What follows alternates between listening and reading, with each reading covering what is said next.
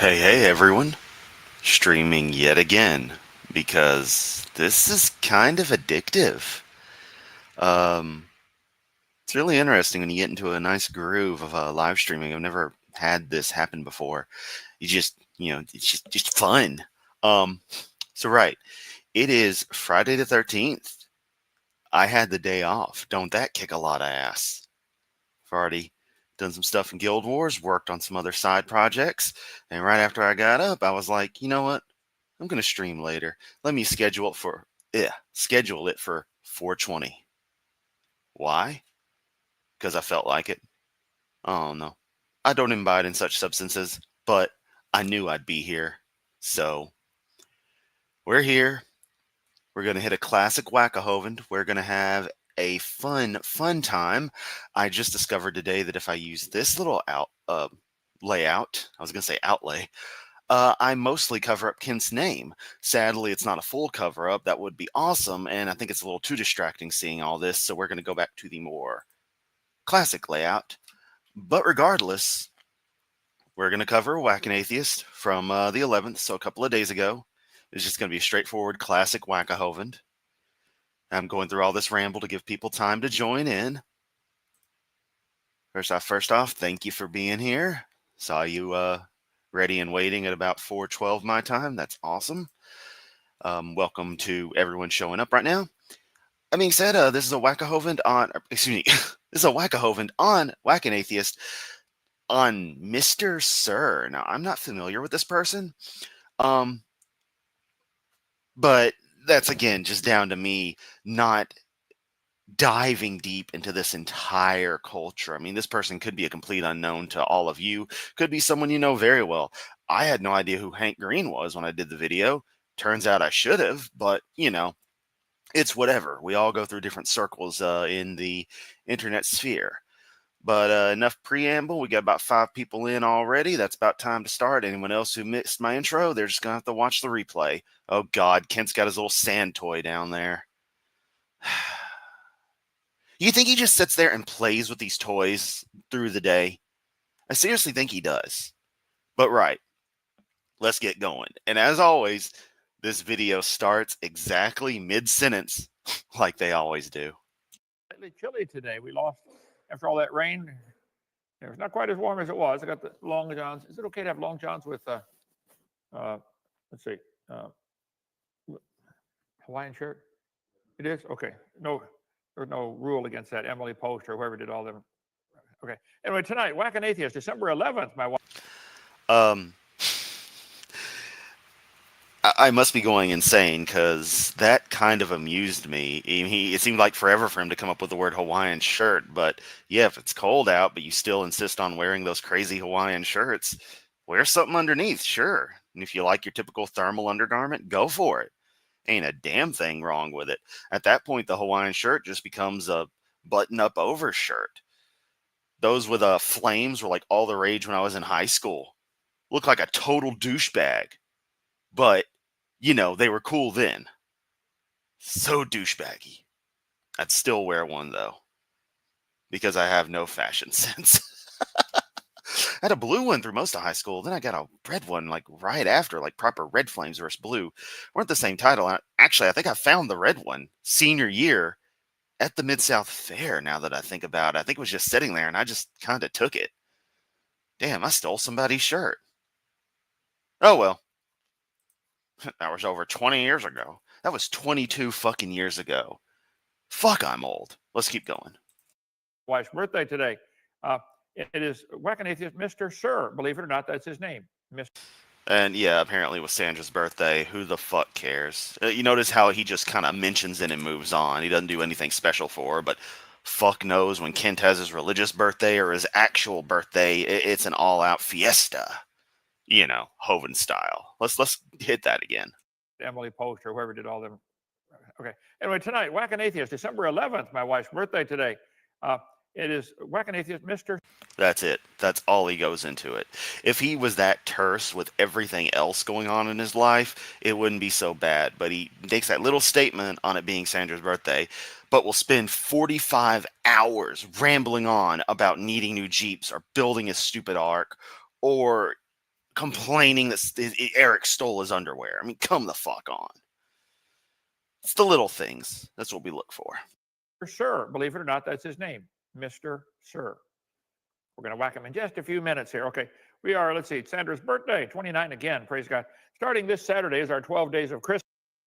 So, I try not to pre-watch these things. I kind of zigged through to see if anything looked interesting by literally like the little thumbnail that comes up as you scroll through, and I barely saw anything of anything. Like, I saw a picture of a guy, then nothing but Hovind slides. So this might be one of the lowest percentage showing content to reacting to content that Kent does. Nubifier, Hawaiian shirts at all times used to be an alt-right movement called Boogaloo Boys. Wow, I did not know that. That's really interesting, given Kent's political leanings. Hovind. Christmas, if you want to come join us, come for some or all of the days. We'll be your family. If you don't have a family, come on down. We'll be your Sandra's birthday, 29, because, every single woman on earth perpetually lies about their age. I don't get that shit. I'm just completely out of touch with that whole culture, and I'm glad I am. Your family. I like this. Somebody sent me this atheist logic. They know the robotic hand had an intelligent designer, but nobody developed the real hand. This is the same thing always, Kent. And yes, this is just some retarded Christian meme. Sorry, I just said the R word, but that's how I felt in the moment. Y'all know I'm conscious about that and trying to do better about being very, very conservative with it. No pun intended. We know the robot hand was designed to mimic the natural hand. That's how you distinguish things that are natural versus artificial, is whether they clearly spawn from nature or are clearly created. Insofar as we know who did it, we know the process, etc. It's like, I love they describe, because it's the watchmaker's argument is what it is. You find a watch on the beach, somebody made it. I forget it was Arnra or someone who described it. I'm sure others had before. It's like, the thing is, your point of view, your perspective is, you find a watch on the beach. The beach is made of watches. The water's made of watches. The sky is made of watches. Everything is watches. So you have nothing to compare it to. The logic completely breaks down. But of course, you think this is a goddamn because you think we're so fucking stupid. Because that's the only idea you can come up with to explain why we would reject your magic fairy tales. We've got to just be stupid or brainwashed.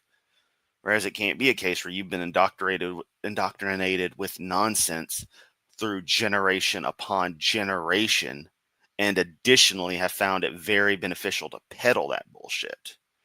But, what do I know, Kent? I'm not the one with 4 PhDs. I have 5. And I guess it's one of those integer errors where it rolls back around and I get stupider after 4. But, we're not going to get into Kent's doctorate right now. Maybe later. Maybe if it comes up. That happened by chance. You guys are certifiably insane. Insane. Okay, yes, it had a designer. So this Hey, Zach. Hey, Dog Walker. Didn't shout out Nubifier, said the name, but shout out Nubifier, Rosina, Johnny. And again, you're Victoria. All the crew. Sorry, I lost my train of thought after saying that. I didn't say I was in the best shape for this, but damn it, we're persevering. Genesis Baptist Church, where we're broadcasting, old-fashioned independent, Blah blah blah fundamental, blah right-wing, blah radical, blah blah technique blah Baptist blah blah church. blah We blah believe the blah Bible blah is blah true, blah. and the evolution theory is Blah the blah dumbest and blah. most dangerous religion in the world. Never been a Normal dumber Kent idea shit. than to teach the kids, you all came from a rock and you're related to a potato. There goes the band. There went the stream quality just going to shit. It happens at the most perfect times. I swear, if there is a deity out there, it's aware of Kent and it fucking hates him, but clearly has limited power to interact. And so this is the best it can do, is ruin his fucking streams. It's not like he was moving much. It's not like there's any reason for the stream to just crap out like that. Unless, of course, Kent is getting his daily torrent of videos about animals and their proclivities. He really enjoys duck film. There's a progress as of today on Noah's Ark. Look at that, guys. It's coming together. I don't know if it's going to float or not, but it's coming. Praise God. And as of Sangji, yeah, I mean, you just don't see any kind of creation at all. Where, when, can someone, certify this? Because someone officiated this, or someone filmed this, if your deity could do it back then, why can't they do it now? Why aren't they doing it now? Because I'm in the Matt Dillahunty camp. I don't know what actually would qualify as sufficient evidence for me to believe, but the deity sure does. And I think spawning something, Planet Peterson has the McChicken, just spawning one right in front of me, be like, here you go, buddy. That'd be pretty damn cool, and to make me think, okay, something's out there. Can you give me more clues as to which one of the many, many you are? Or if you're one that we haven't discovered, or, we haven't come up with per se, please identify yourself so I can start a new religion and become a massive hit amongst, people in the world who believe what I end up, having to say in a religious sense. It doesn't sound as fun when you think about it. Don't want to be a religious prophet. A yellow heart, hell yeah. Those members only emojis, they're gonna come. I knew I was forgetting. Gonna come. I knew I was forgetting something this morning. I was gonna look up how to do all that. Whereas I'm late because I started playing Deus Ex Mankind Divided again for like the 15th time. Hell yeah. High replay values are replay value games are a win. That's what you get for using Starlink. Yeah, I mean, do we know if that's actually the service they're using? I feel like it would have to be, but I don't know. The god of live streaming. The god of live streaming has determined this stream sucks. Hovind. yesterday, we ran out of money from selling the excavator. So that's where we're going to stop building the ark, finish the siding. Aw, they ran out of money again. Because Kent is such a master of budgeting, he can't just plan this ahead of time. And finish the roof and then quit unless you want to help. Somebody wants to donate to finish more. We got all kinds of lessons to teach right there where it's at. Okay. If now that Mr. Trump has been elected, please call and say, oh my God. I didn't see this bullshit coming. Oh, motherfucker. So something AJ and I were going to do after the election, Kent went through I think it was one of the open mics. I don't know, but he did a thing just slobbing on Trump's knob constantly, and it was just pathetic. We were gonna do a video on it, but honestly, after the depressive slump AJ was in over the election results, it just never happened. We didn't want to depress ourselves or anyone else too much. I mean, I'm like the next 4 years, I'm staying so out of any kind of news and shit. It's not even funny unless it's very specific interests. And I hope to fuck Donnie Boy doesn't get involved in them again, like he did with the Korea situation that he failed miserably at, by the way. The right wing will never bring up the fact that the Hanoi summits were a joke. But Donnie Boy got involved with in 2017, 2018 range. Let's see what this moron has to say, like we don't already know, because we can see his wall of text right there. And he's got to have his little pre-prison picture and whatever the fuck that... Oh, it's just lies in the textbook's slide book cover thing. Whatever. say, would you please resolve Kent Hovind's case? Go back and investigate, overturn it, impeach the judge, whatever you got to do. And the stream fucked up, but he's like, overturn it, impeach the judge. Oh man, he's so bitter about that shit. He can't just accept that he fucked up. He will never admit he's wrong. I love it. I love it. What else do you have to say while your stream craps out 0645 2017? Pay the damages and leave me alone. Okay. Let's see. Get our book about the kennel. I think I gave it to somebody. We have all kinds of. I can help with the public school system. Get the lies out of the textbooks. I want to help. A couple of weeks ago, we did the how to measure a tree video with a pencil, with a piece of paper, with a baseball, with a protractor, and Okay, they did switch. Of course they'd switch to Starlink. Elon Musk is a fucking right-wing nut job who I've been warning people about since. Remember the kids who got trapped in that flooded cave in Thailand, and Elon Musk got pissed because they wouldn't use his fucking shitty submarine to try to get them, mainly because it wouldn't fucking fit through a critical point in the cave and thus was useless. Yeah, after that moment, I knew he was a total piece of shit. I had problems with the cult of SpaceX, people who obsess over that particular launch services provider and their technology thinking it's the second coming. And I knew Musk had a fucking ego about himself and was a piece of shit. Things like Hyperloop, it's like, wow, you're trying to reinvent pneumatic tubes. I'll actually employ just to get transport laws in California changed slightly. Yeah, I knew he was a piece of shit. I didn't realize how deep it would go, but now everyone who's sane sees how much of a scumbag he is. So of course, fuck. Of course, Kent would switch everything at DAL or allow everything in DAL to be switched over to Starlink, him slash his cohorts. What?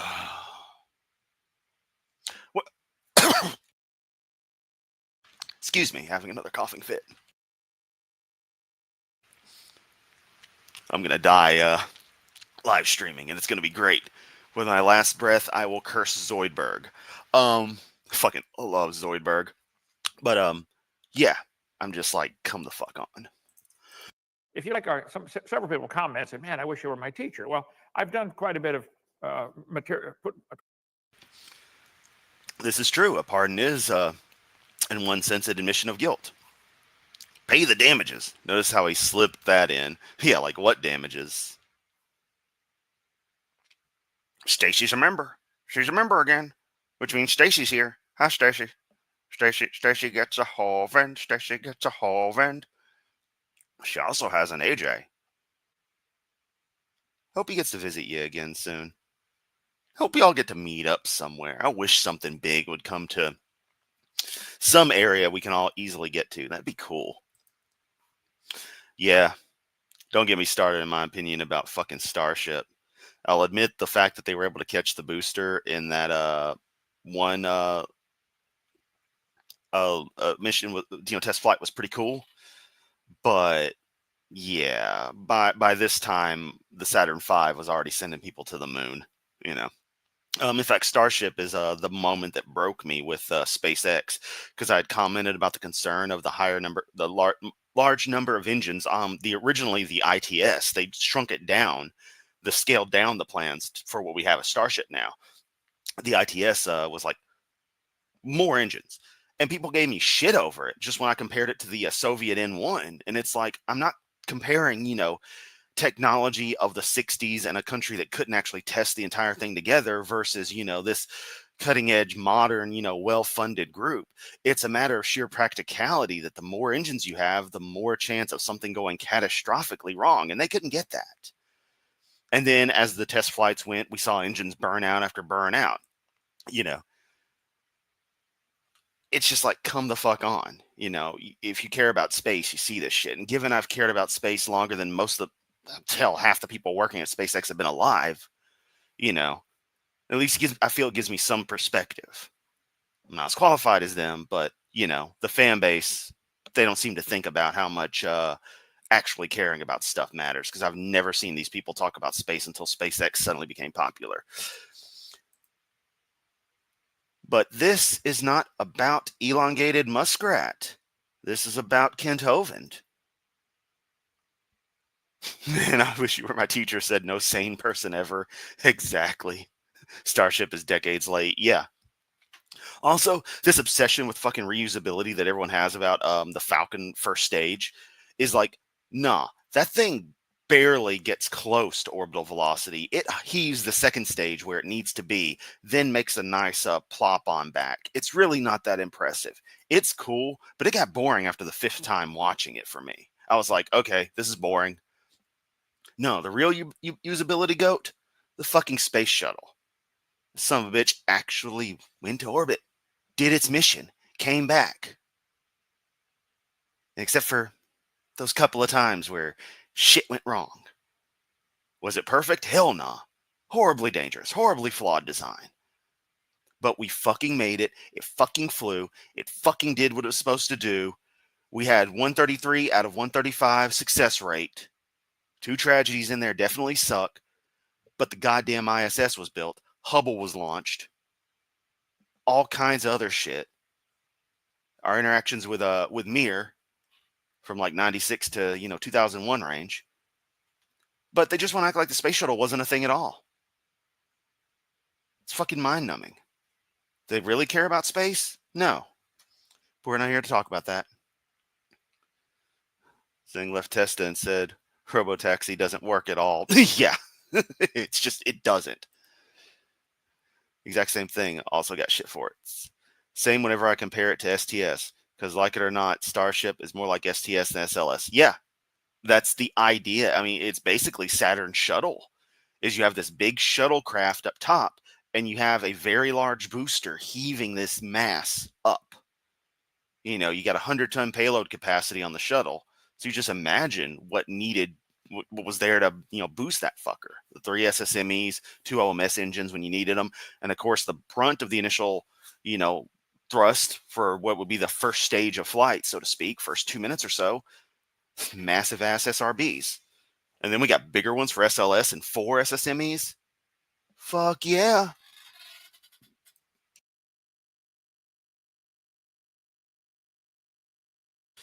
Moon orbit moon. Yeah. Starship costs more to recycle than it saves. Well, hell, everyone talks about SpaceX launch costs, and it's like they've like doubled over the years. The reusability doesn't save money. Like, it just really doesn't. You have cheaper launches to begin with, and refurbishing boosters does save a bit, but not the way people think it is. People evangelize it like they're just going to be buying, $20 tickets to orbit every day, and it's like, nah, dude, you're not going to get that way anytime soon. But let's continue. We're already 23 minutes in, and we're like 2 minutes into Kent's bullshit. Produced a lot of material on teaching. Introduction to algebra. If you have a student who's studying, struggling with, I don't understand this algebra, I make it real. $150 fucking dollars. $150 fucking dollars, and there are people on YouTube teaching algebra for free. Even if Kent was a good teacher, which he objectively is not. Why would you spend $150 for stuff like this? That's insane. That's TV advertisement grift shit. Dude, get with the times. It isn't 1985 anymore.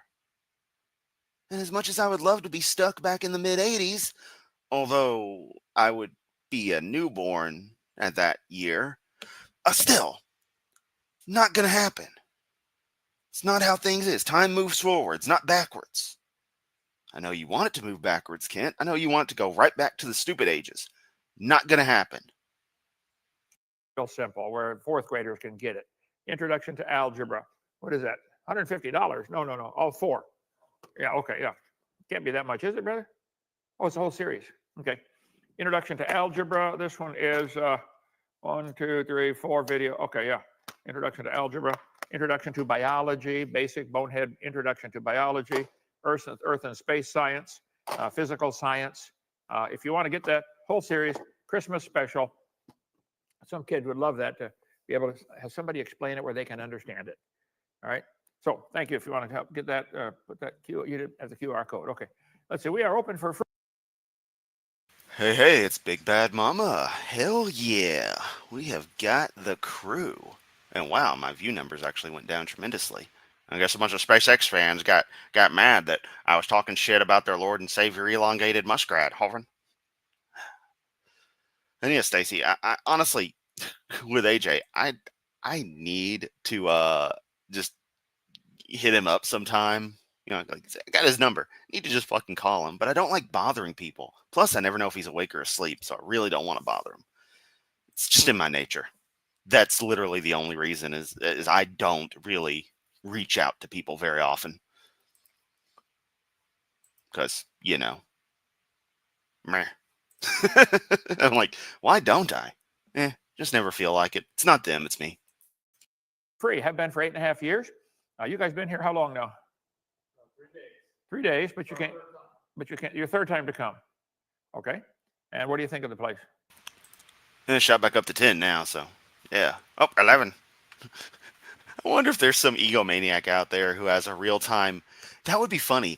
A real-time feed of the real-time viewer count of the real-time feed that he's showing, or they are showing. That would be funny. Can I get an ooh-woo? Oh no. Oh, I just noticed it. Everyone in the chat giving ooh-woo. And also, since Hovind's peddling his 777 club, I need whatever pesos you can send my way, for they are useful to me, because money comes and money goes, and it goes a lot more than it comes. So, usual fare. If you can throw something my way, that's great. If not, that's totally cool. Much love either way. Lupin's tracking my view count. I can't tell, is that a joke, or is he seriously like stalking my status? Because that would be pretty funny. It's like, hey Jelly, ooh woo from Christian, ooh woo. I'm sorry, I've started doing that in Guild Wars. I just act so ridiculous in pre-boss events. I'll just pop out as soon as Tecotl the Sunless spawns. I'll be like, ooh, notice me, Tecotl Senpai, in the game chat. And people will tell me to shut up. And I'm like, no! I have the commander tag that I paid 300 gold for. You will respect me. Teaching sit down and shut up, listen to me. Yeah, exactly. That's all can't teach us. All right. I love hanging out with you guys, but we got to power through this. Home from home. I want you guys to move down here. I did your wedding. How long's that been now? 584 days. But who's counting? Okay. Did I tie a good knot? Yeah, okay. Okay. Anyway, if you want to help us stay open for free, join our 777 club. Say, I like what you guys are doing. I'm going to support you for $1 a day, $30 a month if you can. I don't keep track of it. I don't know who's in the club. I don't want to know. Yeah, right, Kent. You're probably meticulously doing that shit, begging God to strike down anyone who cuts off their donations because they realized you run a pedophile enabling cult. Oh, fuck you. The fact that he brings it up means that he totally does it. That's the tell. That's the funny thing. The classic, protest too much kind of thing. The people who complain about everyone being gay are probably gay themselves. When he complains about, says he doesn't pay attention to all the money, he pays attention to every single penny. Otherwise, how would he know they're broke and don't have money? Oh, right. He's accounting for the excavator money, but not the 777 money going into the, the ARC box building thing. I don't know what he's going to be able to teach inside of a 1/3 scale one, but whatever. Let's see. Contact Sandra, my wife, 855 Big Dino extension 1 if you wanted any questions about that. Let's see, you can. 499 super chat from Rosina. Not pesos. Hey, it can be converted into pesos. I just try to come up with a different unit of currency each time, and I already said shekels. So I was like, I'll go pesos. Just going for something that sounds funny. Usually does a S at the end, like that same sound. Shekels, pesos, it just kind of works. And go to Dr. Dino. I mean, I guess all units of currency tend to end with that. I mean, won is not pluralized. You don't say I've got, 50 Korean wons. It's just 50 Korean won, 50 Japanese yen. But, Com. See all the stuff we do here at this ministry. Open for 8.66 years now for free because people who love the Lord support us. There we go. Genesis Baptist Church. Okay. Wednesday night is Whack an Atheist Wednesday. I've begun doing knuckle counting. Where you have 3 counting spots on each finger. Just when I feel like I need to have that tangible like motion associated with it, like putting out a finger to count. Yeah, I've done the knuckle thing. Once I remembered, oh yeah, that's part of why we have like base 12 in some of our counting things, like the hours and the day is divided between 2 12-hour segments and the like. That has other things to do with like the circular nature of the earth and other things that I can't articulate very well because I need to look into them further. But y'all know what I mean. It's a fun game we play here. They stick their head up and we whack them back down, like Blind Man Dan whacked him a couple times. Mr. Oh, he's got a. I just realized what he did. He mixed up Psy-Man Dan and Creaky Blinder. Said Blind Man Dan. We normally calls Creaky Blinder Creepy Blind Man. And then Psy-Man Dan, yeah. Everyone's already called him 1,001 things. Love how he takes it in stride. I'll chalk that up to Kent slowly losing his mind. As if he had one anyway. Nelson calls himself the sun god, R and Ra. And I'll take on any atheist. I'm not afraid of any of them, okay? Whack-a-mole game. That's just it. None of these people are in their right mind. That's the beauty of it. So the mole sticks his head up and you whack it back down. Mm-hmm. And see how fast you can do it. Fast and furious. Kids love to learn to play whack-a-mole. Smack them down. Wait, Big Bad Mama, you visited DAL too? I say too as in we know you, we know Grayson, and we know a few others who have usually like the people who left the compound we're aware of and communicate with. So yeah, that's wild. Talking about Korean won, I think it's 32,500 North Korean won pre revaluation of the currency. So it's totally worthless money. And DPRK is a funny story when they reevaluated the currency. Not only did they do a terrible fucking job of it, but the biggest thing was there was a week-long period where the old currency wasn't good, but the new currency wasn't good either. So there was actually a week where the country had no fucking money. Not to mention the fact that you could only convert so much in a given time period, and the intent of it partly was to actually wipe out savings of the people and help cull the black markets. Totally didn't work. But yeah, I've got a bunch of uncirculated North Korean won. It's pretty cool. Little tangible, collectible things. Yeah, country's a strange, heavy interest of mine.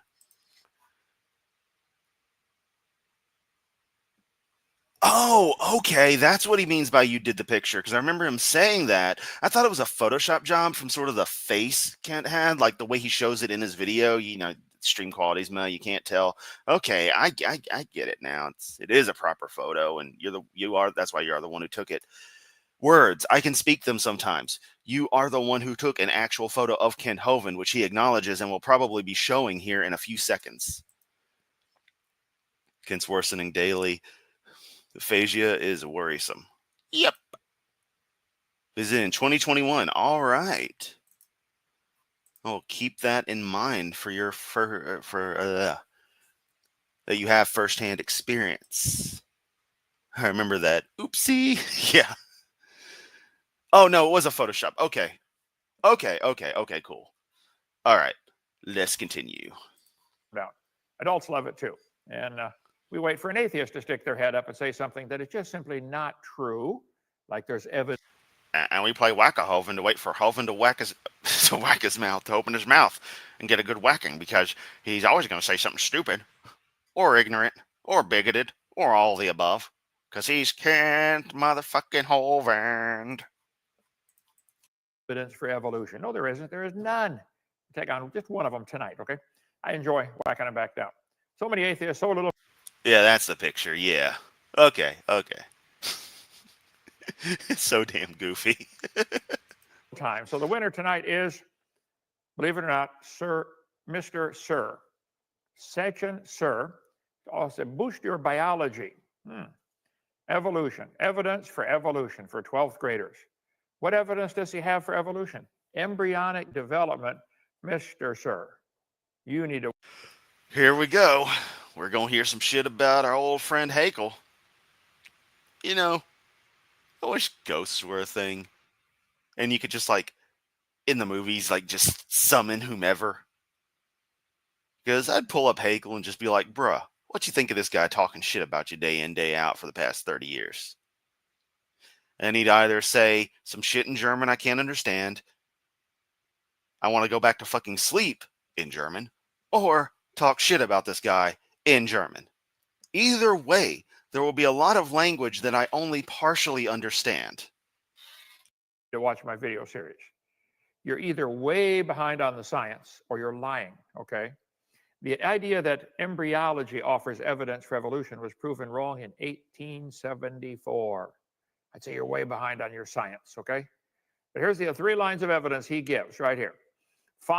Yeah, seriously, he is pretty damn obsessed with just violence in general. I mean, we all know that, but when you just take every little way he does things, every little way he talks, it's just AJ described it very well early in his career, in AJ's career, that Kent uses very violent language, like whack an atheist.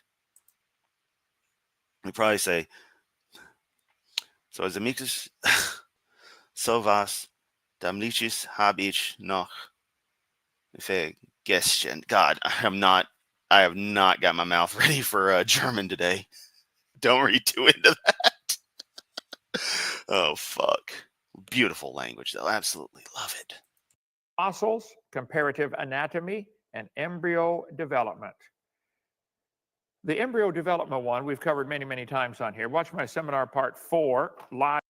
No, they should watch your debate with AJ on AJ's channel, of course, and see just how fucking wrong, deceptive, disingenuous, and outright you are. So if you haven't seen Kent's debate with AJ on embryology, go watch that on AJ's channel. Good shit. Or lies in the textbooks. You can get the single DVD if you want, or get the whole series, $50. Actually, for Christmas, you can get 10 sets to give out for Christmas present for $300. It's 18 hours. All the DVDs in here. Questions and answers cover a million topics. Where dinosaurs fit into the Bible, but lies in the textbook. This whole idea about the embryo. You know, you think when Kent finally kicks the bucket, there's going to be someone who brings the announcement out, and they're just going to have to go, Führer Hovind ist tot. just instinctively. That would be funny. Being evidence for evolution is the only pseudo-scientific evidence they can use to justify abortion. Abortion's murder, plain and simple. If a death is when the heartbeat and brainwaves stop, shouldn't life be when the heartbeat and brainwaves start? Well, that'll happen before the mother even knows she's pregnant. Ah, hell, here we go into some abortion bullshit. Because he has to just turn it into that, the cry of emotion, when this is irrelevant to that concept in what this is trying to point out. But you have to draw lines that don't exist and make everything about your crazy ass idea that everyone's out to just do everything you find wrong. Because for some reason, that's just how the world is. And by the way, only mothers can get pregnant. Oh, gee. We've gone nuts in this country, haven't we? Absolutely stark raving mad. Yeah, and what does this have to do with Jeebus? This is the problem with any of your little sermons. And yes, this little Whack an Atheist program counts as a sermon. Because you spend all this time just rambling on about bullshit that's irrelevant to what Magic Book says. And when you do stuff about Magic Book, half the time you just suddenly go back into your tantrums anyway. If I had the energy, I would try to tab up in a few videos how much time Kent actually talks about the Bible in like practice, like you would expect a normal preacher to, versus how much he goes on these just rants about shit. Wow, what's your pronouns? Don't tempt me to get started. Okay, anyway, so I'm sorry, Mr. Sir. You're way behind on your science. Embryo development is not evidence for evolution. Yeah, according to the Bible, it's only when you take your first breath. So, the Bible seems to have a completely different view on, when life begins, and certainly on the concept of abortion, given that little magic potion if you think your wife's been unfaithful while you were away. Take that one off. Let's see. Comparative anatomy. The fact that we have similar bones to other animals is not proof of evolution. It's proof of a common designer. We're only going to pick on one tonight. but none of the three fields of study offer any evidence for evolution. If you think I'm wrong, or anyone thinks I'm wrong, call me. 855 Big Dino, extension 3. I take calls all day long. Well, my phone's getting charged. But schedule a debate. My channel, your channel, neutral. Here we go. The debate me, bro. Debate me, bro. Debate me. Hovind. Kent wouldn't last 5 minutes in an actual properly done debate. And I don't mean some discussion debate, which is meaningless. I mean the classic male back and forth over a long period written debate where everyone has time to structure everything. He would love the time to structure things. We all know he's an expert at structuring lots of things. Apparently not his arguments, though. He needs to brush up on that. But he'll never do that. So, yeah. Channel, I'll take you all on, okay? People say, Take you all on with little Hovind tied behind my ass. Hovind. Brother Hovind, you think you're smarter than all of them? No, some of these guys are really smart, a lot smarter than me, but I'm right, and they're wrong, okay? Evidence for evolution. Let's just look at the fossils here real quick. Such a humble man here. Well, everyone, buckle up, because we've got about 25 minutes plus of this man just saying the same shit he always does. Fossils. Let me, hang on, close this one down and open up this one. Did I do it right? No, you didn't. And what even is that? Okay, he's getting a fucking security alert from something. God, this is fucking funny. Too many buttons to push here.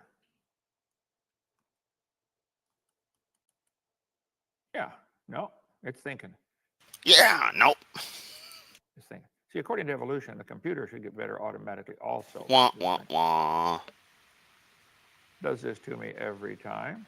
Yeah, because you're stupid. Shut that one down.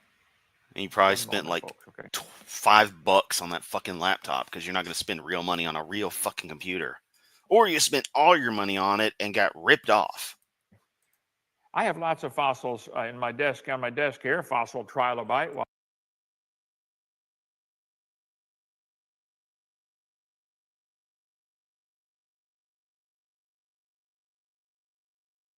While this one is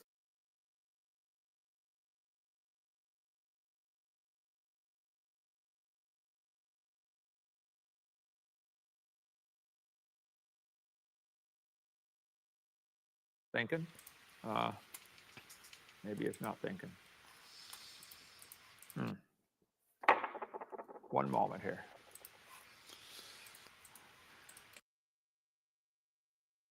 Zach, are you implying Kent Hovind accidentally the sentence? Because there's no way he would accidentally the sentence. Shut that down.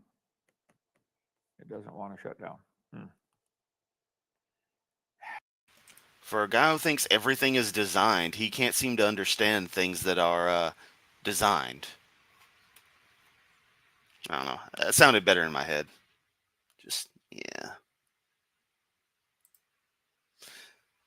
He is so phenomenally stupid of a design. Yep. Windows 6.66. So you're telling me he's got Vista with custom upgrades. Sounds about right.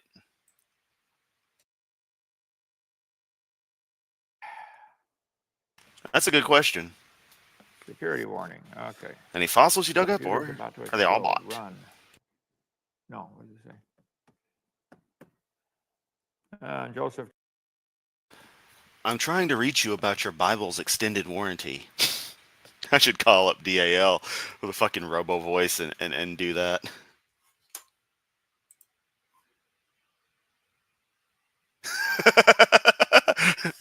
What do you mean? Languages don't reproduce. They don't evolve. Nothing evolves. It's all just something you believe. I want my tax dollars paying for it. Now here's how I want you to get my DVD number 5 into every classroom of economics so everyone can rip off the government. Hovind. Just left. He knows how to run this dumb computer. One moment, folks, okay? I'm waiting for it to evolve.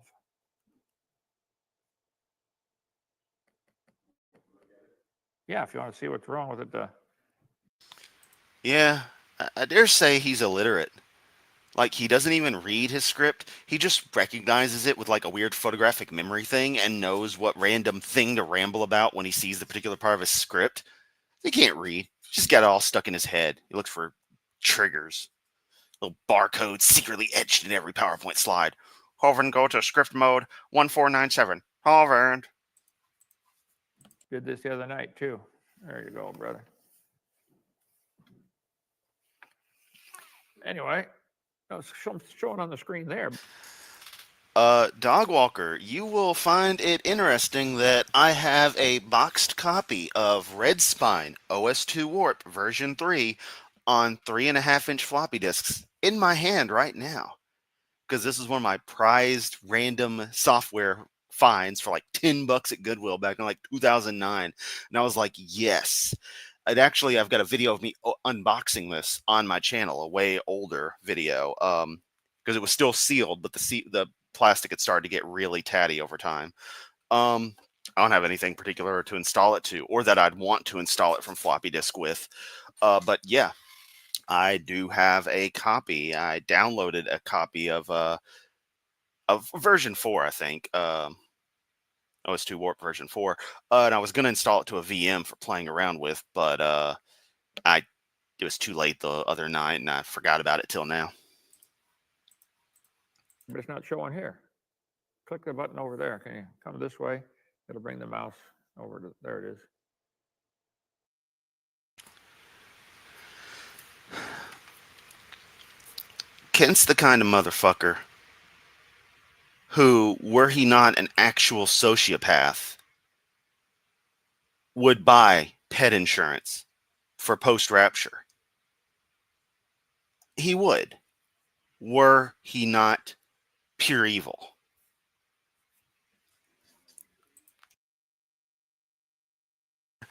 It's totally fossilized. See? It's rock hard. That's because Sandra entered the room. And I took my Viagra earlier. Hovind, gotta take them pills. God is his insurance. God is my insurance. That's why when the hay caught on fire, God put it out. It wasn't the detractors or anyone else helping, and I certainly didn't call the socialist fire department because they're commies because they wear red. No. The trucks are red. I think the one guy wore red. I'm not sure. Glad you like my OS2, Dog Walker. There. Oh, I had it. There. Do something. Enable it, disable it, shoot it, whatever it takes. Shoot it. I'm funny.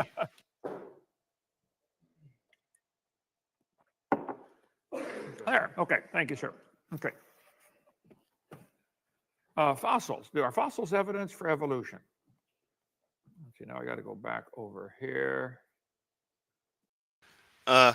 Anyone notice down there when you hit, this first column, you go down, trans fossils. I know it's transitional fossils, but trans fossils.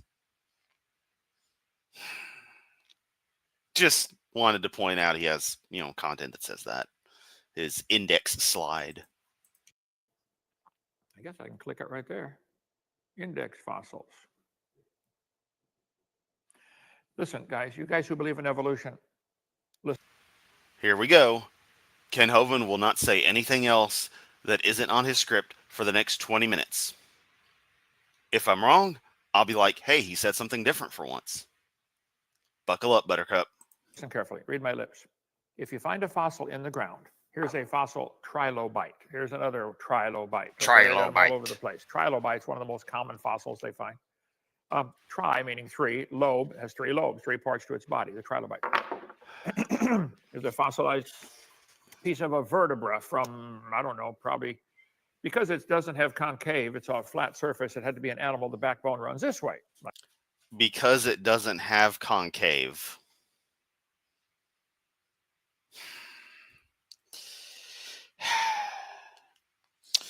It's one nice thing about watching Kent Hovind, even in his older videos, where he'd still flub up things sometimes, but now it's even worse because he's, losing his fucking mind. to know that even with the weird way I speak, the bombastic way I flub over myself most of the time, I'm still more coherent than him. Makes me feel good. like maybe an elephant or, if it's but dinosaur, it might have been. How many dinosaur kinds are there? What? What was that? But We are going to our classic. No, we don't want quality. If we wanted quality, we'd watch something else. dinosaur. It might have been. Man, the bundasaur. Oh, oh, I needed that laugh. How many dinosaur kinds are there? Fossilized mastodon tooth. There's mastodon and mammoth, okay? Now, this was a mammoth tooth. Mastodon, well, I'll explain how to tell the difference later, unless you want to call in for questions. Fossilized pickle. If you There it is. He brought up his fossilized pickle. That's not a fucking fossil, Kent. It's goddamn petrified. Well, not petrified. Is it No, it's permineralized. No, is it? God damn it. Damn it, I can't even remember the exact terminology. I know words. They all seem to start with a P for some reason. I can't remember which one is the most accurate description of that fucking pickle. That it has had calcium deposits or some sort of other mineral sort of encrusted on it, and it's dried out since then, but it is not explicitly fossilized since that is a particular process. Fuck. Also read directly from the screen. Yep. Note, Ken hasn't shown any of Mr. Sir's video. Yeah, he hasn't. Showed a few pictures, or a picture of him. I stutter and I present better than him. Yeah, seriously. Like, it's not hard to at this stage. Calcification, that may well be an accurate description of this. Yeah, you all know exactly what I mean. That's the great thing about this, is that I'm self-conscious about me not remembering things as well. And I've always had this problem. My memory's always kind of been shitty.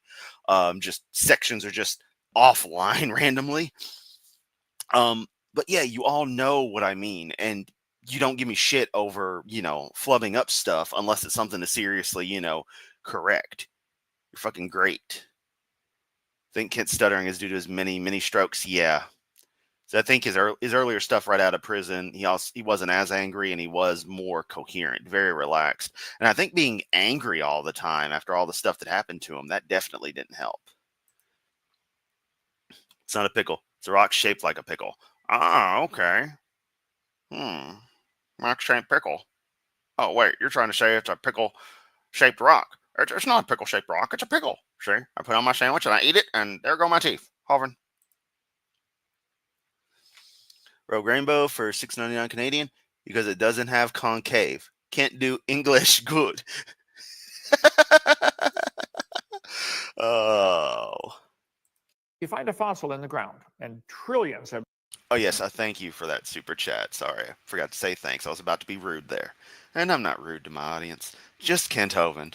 And if Lupin shows his ass up in here on some alt account or something, I'll probably be rude to him. Just fuck that guy. Been found. If you want to count diatoms, probably quadrillions. All you know is it died and was buried rapidly.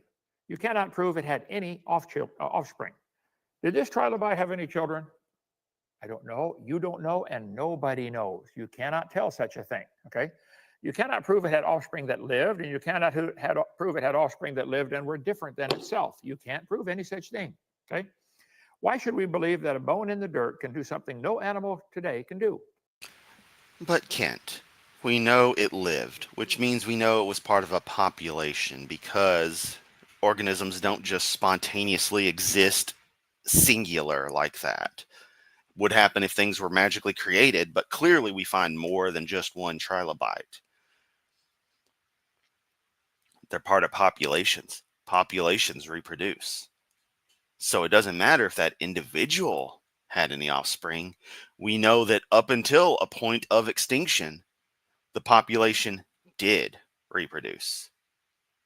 And you won't acknowledge it, but generally speaking, with layers but lower being older than layers that are higher, as in more towards the surface, if you notice a point where after a certain point trilobites just don't show up anymore, they probably went extinct around this time. And when you go back and start seeing them get more simple and more simple as you go deeper into the various layers, we can kind of see where these might have been the progenitors of these guys, because these population exists, the more complex population doesn't, and then we go lower. Oh, look, even simpler forms seem to exist. It's almost as if everything is constantly changing ever so slightly, Hovind. But, that's probably a gross oversimplification that is completely inaccurate somewhere in his worldview, but I'm sure, while very, very crude, your average scientist in this field would agree with what I had said. Change to a new kind. It just doesn't happen. Concretion, thank you. Thank you. That, I think, is the exact word I was looking for. You can imagine it all you And is definitely an accurate word. want. Law of superposition, according to Britannica. There's no such thing as a law of superposition. There is no law like that. They say the top layer is younger than the one under it. That's not true. Not if the layers form sideways. Watch experiments. Ooh, knew a guy that constantly had to clear his throat like Kent does. He ended up having throat cancer from Raul Hernandez. Yeah, that would definitely suck. Now, Kent doesn't smoke, so seems like that's a very unlikely thing. Not, of course, not impossible. You can have cancer fucking anywhere. But it still makes you wonder, like, is this just phlegm buildup, or does he have something more severe that really should be looked at, or that he is having looked at and just doesn't want to tell anybody? Makes you wonder. In stratification. A major principle in stratigraphy, stating that within a sequence of layers of sedimentary rock, the oldest layer is at the base. Hey, Austin. And the layers are progressively younger with ascending order. This is a lie. This is stupid. Think about it. The layers form sideways. If I turn this thing over and it makes 10 or 15 or 20 layers in here, are the layers going to be different ages? No. Oh my God, Kent brought out his shitty layer toy. Ladies and gentlemen, and people of all gender identities, we may have discovered Kent actually planning for his stupid ass presentation by having an accessory at hand ready to go. Mark December 11th, 2024 as a great day in Hovind history. The motherfucker actually could find something when he wanted to find it. I'm stunned. Also, his toy is broken. that smudge ain't moving anywhere. They're all the same age. If the top layer is younger, would you guys please tell me where it came from? Did it come from outer space? Age of the layers have been explained to you in explicit detail ad nauseum, to the point that this is one of the most stupid things of all your stupid things that you constantly repeat. Law of superposition, stratigraphy. That is not true. So don't fall for that, kids, in school. That's not true because I say so. Even though all the fucking science says otherwise. The same kind of goddamn science that gets the oil and gasoline that I put in my fucking car. The same kind of science that helped design the same methods that build this fucking computer that I'm using. This fucking satellite-based internet that I'm broadcasting from that barely fucking works, because every time one satellite moves out of the way and another goes to begin, my base station's got to sit there and broadcast halfway to Uranus and back. My little stupid-ass fucking show. But, the scientists are wrong. I'm the one who's right. Hovind? Cool. Now, if teacher teaches it, you might want to put on the test, state the law of superposition. You could say, well, the textbook says, blah, blah, blah. If you could back up. But this is stupid, teacher. Okay? There is no law of superposition. We cover all that with the geologic column. You get it figured out there? I played the first Tomb Raider for 2013 in the reboot. Loved it. Very well constructed, very concise game. And in a world where there's way too many open world games, it was nice to have something that was just pretty direct, but still had some bonuses to do, but felt, completable. got 100% in single player on 360, have it on Xbox One, but didn't play through it again. Never played either of the other two. Really want to sometime, but I've got other things going on. We still recording? Will it keep going while it's? Yeah, they can hear me, but they can't see me. I didn't even notice this thing went out. How long was that? Well, now if teacher teaches it, you might want to put on the test, state the law of superposition. You could say, what? It just goes out. Oh, this is glorious. Well, the textbook, there is no law of superposition. We cover all that with the geologic column. You get it figured out there? We still recording? Will it keep going while it's? Yeah, they can hear me, but they can't. I'd agree, Austin. People will pick what they see as the lesser of two evils. It's like while we were allied with the Soviet Union during World War II, it's like, well, Hitler attacked.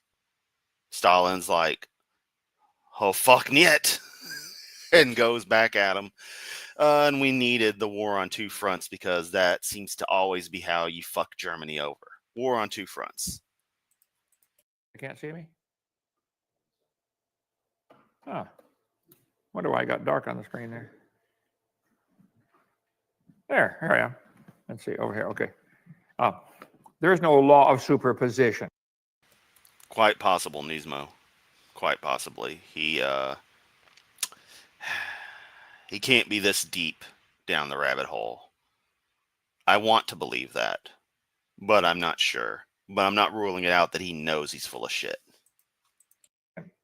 We know this cup down here was made 2 years ago. Oh God, here he goes, repeating the same loop of bullshit. It's not that he can't just, do his little script and move on. He has to come back to previous points every time. Dr. Kent, the science gent. Somebody made that for me. This fish is on top of it. That proves the fish is younger than less than 2 years. Look at that. There's trilobites on top of that. Yeah, that's proof right there. I got them stacked in order. Mm-hmm. Wow. This is so fucking stupid, Kent. I don't even need to explain. You can't possibly be this fucking stupid. You arrogant fuck. I made this jar and I just put random shit in it, and because I put it in a certain order, that means that the fucking geologic column is just wrong. Because it goes against my holy book. Fucking idiot. That's how dumb the law of superposition is. The fossil record. There is no such thing as a fossil record. You find fossils in the dirt. None of them talk. None of them have a date stamped on them. There is no fossil record. Give it up. About Tomb Raider 2013. I was playing that while I was still into the anime convention scene in Memphis, which there actually is one, full of, one, just about everyone's religious as fuck, so they're very, very weird. And two, they're all spoiled, trust fund kids, so completely opposite type of people I actually like. But one person, she's big into yukata and such, and had taught me some things. And I noticed in Tomb Raider 2013, the person who is taken captive by the people on the island, I forget all the names, and I don't want to do spoilers, but the person you're effectively rescuing, the friend. If you notice, her yukata is done right over left, which is done for funerals, as opposed to the standard left over right. And I noticed that because of her, and I was like, "Oh, that's interesting," because of course, what is intended to happen with that character. Here we go, the fucking cup story. Yep, cup story, rated R. Truth never changes, Chris. That's why I just repeat the same shit over and over and over again, Hovind. Yeah, Austin, that is it to a T. Just asserting that it's truth. That's the crazy thing. Just all this evidence means nothing, but my holy book says a thing, and I don't need to prove that, so I just accept it, and it's right. Fucking mental. It up, guys. There isn't one. Okay. Paleontologists, archaeologists, and geologists place important events and species in the appropriate. Ismo, if you go back a bit, he did show a little bit of the art. Said they're out of funding again. They ran out of money from selling the excavators or whatever. And it's a bunch of wood, roughly. Looks like it could become something if you continued with it, but it's like, looks like some shit. Looks like if someone just built a hallway in Minecraft, and then somebody just came by and blew up most of it, but ran out of TNT all the way through. So like one end of it is still actually in good shape. Yeah. Geologic era. That's the problem right there. There is no geologic column. There is no fossil record. You dig up a fossil from the ground. Yeah. Back on Tomb Raider 2013, if you go into that thing where you can see the character models, look at her and notice it. It's interesting shit. You cannot prove how old it is. You cannot prove it had children. You cannot prove it's changing to something else. Give it up, guys. There isn't one. Let's see.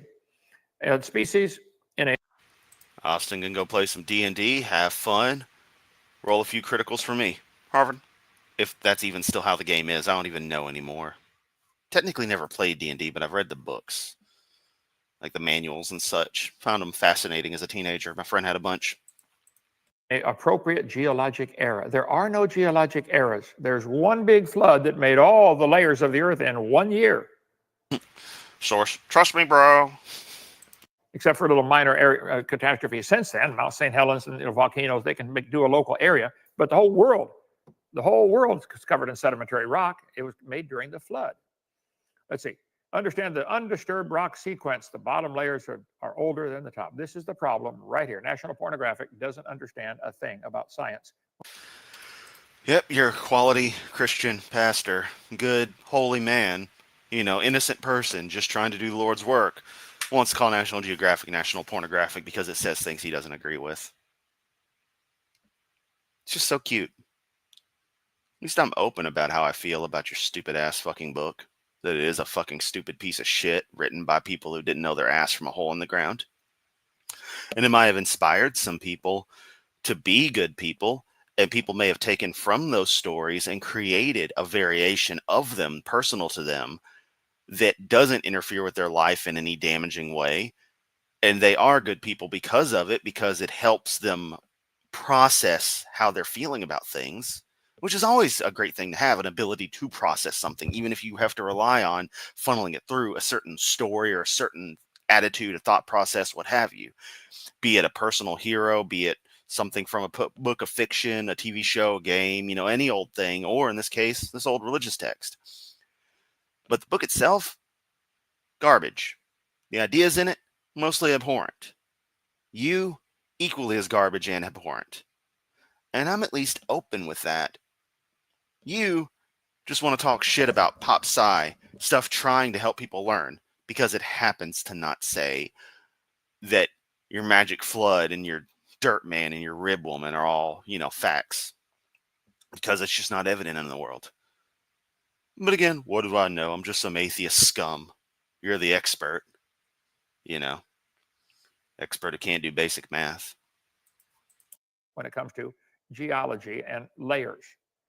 Watch experiments in stratification. The layers form sideways, 8 or 10 layers at a time.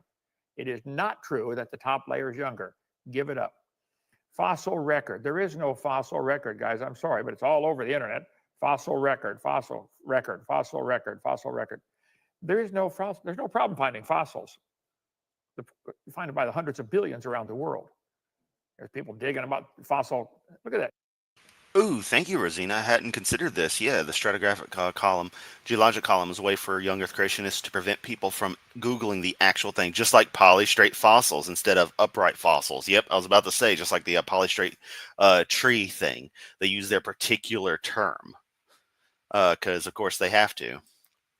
It's like their misuse of evidences, which is a word in very special usage and not the usage they do at all, since evidence is an uncountable noun. But again, what do we know? A tangled up mess of bones, fossilized. Wouldn't that kind of indicate they all got buried quickly? Hey, Kent, I got a quote for you. Someone name what this quote is from. What is a man? A miserable little pile of secrets. But enough talk. Have at you. First one to answer correctly gets a cookie. Quarry Exhibit Hall contains the centerpiece of dinosaur fossil remains found at Dinosaur National Monument. 80-foot high wall. The fossil remains over 1,500 dinosaurs can be viewed. Well, stop and think. If there's 1,500 dinosaurs tangled up in one spot, did all the dinosaurs have a place they had to go die? They all died in the same place? Or could it be a big, massive flood with the water swirling around? Or maybe the conditions in this area were pretty good for a pretty long time to permit fossilization. And that maybe these populations of critters were quite higher than you can imagine. Sorry, I thought about dinosaurs enjoying THC there, and the dinosaurs were populations were higher than you can imagine. Hovind, opium fields aplenty. But no, Ken, it can't be that. You're just gonna say, "Damn, a flooded their homes." Would tend to put them all in the center and bury them. There's a fish swallowing another fish, fossilized. How long does it take to swallow a fish? Jason T wins with SOTN, Castlevania Symphony of the Night. Definitely one of my favorite games of all time. Millions of years? No. Rapid burial. Whole school of fish fossilized by the Genesis flood. 50-million-year-old fossil captures a swimming school of fish. Guys, it's not 50 million years old, okay? They date it by the layer they found it in, and that's the problem, okay? Fossilized fish in the swimming position. What would that indicate? They got buried quickly. Fossilized fish But Kent, why would fish get buried quickly in flood water? Like, this is what I don't understand. Like, this ark was supposed to survive this event occurring, yet the event is indescribably violent everywhere. So fish swimming could get covered in sedimentation, that quickly. But all this material being flung everywhere, the waves produced, wouldn't have done something to the ark? Oh, right. Magical god shield or just some kind of divine protection because it had to survive and stuff. But couldn't they have just floated in the magical shield? Hell, couldn't they have just magically been transported to after the events happened? Just time skip? Or hell, couldn't the deity have just popped everything it didn't like out of existence just like it popped it in? But no, the story has to have a pretty terrifying but otherwise ridiculous way of things getting done from something that has infinite power, infinite capability. Do you stop and think, Kent? Going to use your logic on it. Do you stop and think about how stupid this is? Captured mid-swim, a rare glimpse into extinct animal behavior 50 million years ago. Oh, I'm sorry. No, yes, 50 million. Got to bow down to that one. 50 million years ago, okay? A limestone slab in the Eocene epoch. There is no such thing as an No. Back then, it wasn't fresh water. It was fresh water. We lost an E after the flood. They didn't have time to say, save all the freshwater fish. It was like, save the freshwater fish. And yeah, which actually is exactly how language winds up, evolving and changing as populations diverge and come up with their own shorthands and particular ways of saying stuff. Makes you think.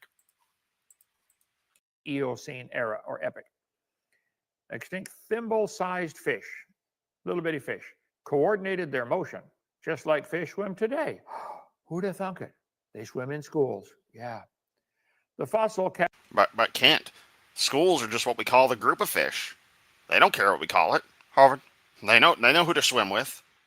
And remember, the fish doesn't even know what it looks like, Hovind. Captures a mass of 259 fish, apparently swimming in the same direction. Ooh, that's proof of something. What is that proof of? They're all going the same place, maybe? They're all running from the same predator? Also, didn't this start out with embryology and now he's just rambling on about fossils? Remember, he put this together. He isn't just ad hoc hopping from slide to slide. He set this up as his game plan. What the fuck? It's unclear what killed the fish, but a sudden collapsing sand dune, for example, could have buried them in place in a flash. My God, $10, 10 Australian dollar. But still, that's $10 from Nismo. Thanks for hammering the shit out of this prick. You always give me a good laugh, mate, from your Aussie friend. Thank you so very much. And I always appreciate every super chat. But every time I see like a new person throw some in my way, it's like you were able to spare something for me. And there's that supportive message. And I'm so glad I can keep you laughing. So as I said many times, and everyone here pretty much agrees, watching a reaction is the only way anyone's going to willingly subject themselves to a Kent Hovind video. And if y'all can get to watch it live and enjoy it with me, well, enjoy the laughter, not enjoy the video, then even better. Because it's so much fun doing these live. I actually got another one planned that I may do tomorrow. I was going to do it after this one, but I think I need to take a break after this. And wow, it's already 5:36 over here. Oh yeah, I've been going for an hour and 16 minutes. We got to finish this piece of crap. Knocking just a few askew in the process. Guys, if they all had to be buried rapidly, that ought to say something. You'll see all the examples of fossilization talk about rapid burial, okay? And analysis of the fish's position suggests they followed the same rules of attraction and repulsion that govern fish today. That's because there is no evolution. Nothing changes. Changes within little variations. Ooh, okay. Yeah, I'll have to give that a go at some point. 23:37 here. Yeah, because I'm exactly 6 hours ahead. Because you're about to hit midnight for you, which is Greenwich Mean Time of 0, which is when the server in Guild Wars reset happens, and that's also one of the points where Tecatl the Sunless happens. In fact, there's a whole event timer on the Guild Wars wiki. You could literally go and check it and see what I might be doing at any given time if I happen to be playing Guild Wars at that time. And I love it. But I've got an in-game item that tells me when all the big bosses are going to drop. But I still have to double check other events sometimes. And then 1636, yep. That's going to be, 4-ish. 12, 13, 14, 15, 16. Yeah, 4-ish. Because I'd be at 1737 right now. Limits, but nothing changes between kinds. Nothing. The fish. Sorry for those of you in the international audience. You probably already know this, but we almost always use 12-hour time versus 24, save for, of course, the military, so much that we call it military time. So there's always a little bit of a calculation that has to be done for 24-hour time, save for certain particular times that I have memorized by just their nature. Like there'll be a critical time for me in one way or another through the day. Fish are repelled from their nearest neighbors to avoid collisions, but stick within the group with farther away fishes. Well, see, Kiwi, the problem was that your lawn was full of sin, and they were doing butt stuff, and God doesn't like butt stuff, except, you should look at his browser history. But yeah, uh, your lawn had to be struck down, and that's why all the little ants and the earthworms had to be flooded, and, the breath of life had to be taken out of them, and the grass blades had to die, and then, the Goths came and salted the land so that nothing will ever grow again, and you just got to deal with it because your lawn is evil, and that's why God killed it. Hovind. This is the same thing they do today when schools of fish swim. Nothing has changed. Nothing changes. A self-review of his own slideshow. Seriously. You watch one Ken Hovind video, you see them all. Like, why does he tell people to go and watch my DVD number 5, watch my DVD number 7, watch tape number 2? It's like, dude, you're just going to say everything that's already contained in those. Just literally. I tried watching one of them, and it was literally the same shit. It's just like, dude. Fossil realm, fossil fish collection. Never seen anything like it. impeccably preserved Jurassic fish fossils found in the UK. Well, maybe that's because they were buried quickly. If you find a fossil in the dirt, all you could prove is it died and was buried rapidly. You cannot prove it had any offspring. Yes. I was just looking up those websites to give my followers instructions on how to avoid those websites.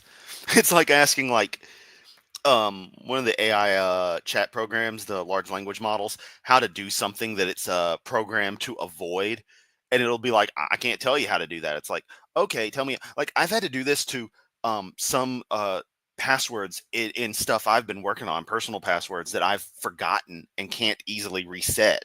Like it's just a pain in the ass because this is some hack job I wrote, and things are like seeded and salted and all that bullshit. And so I will literally throw the password into like Chat GPT and be like, can you tell me what encryption this is? And they'll be like, oh, it looks like such and such. Can you decrypt it for me? No, I can't do that. I'm like, I want to understand the encryption algorithm better. Can you please use this sample data and explain to me how it is decrypted? And then it'll just give it to me. And then usually after that, I'm like, oh yeah, that was the password all along. And then I find the place where I stored it, and I'm like, damn it. You can't prove it had offspring that lived or offspring that were different. And why would we believe bones in the dirt can do something no animal today can do? Change to a new kind. Just want to point out that it's not bones in the dirt you found. It is basically castings of the impression left by those bones as they have been, as the bone material has been replaced with rocky material, hard silicates and the like. That is definitely permineralization. The end result is a fossil cast, effectively, of the bone. It's a big rock. You don't actually have the dinosaur bone.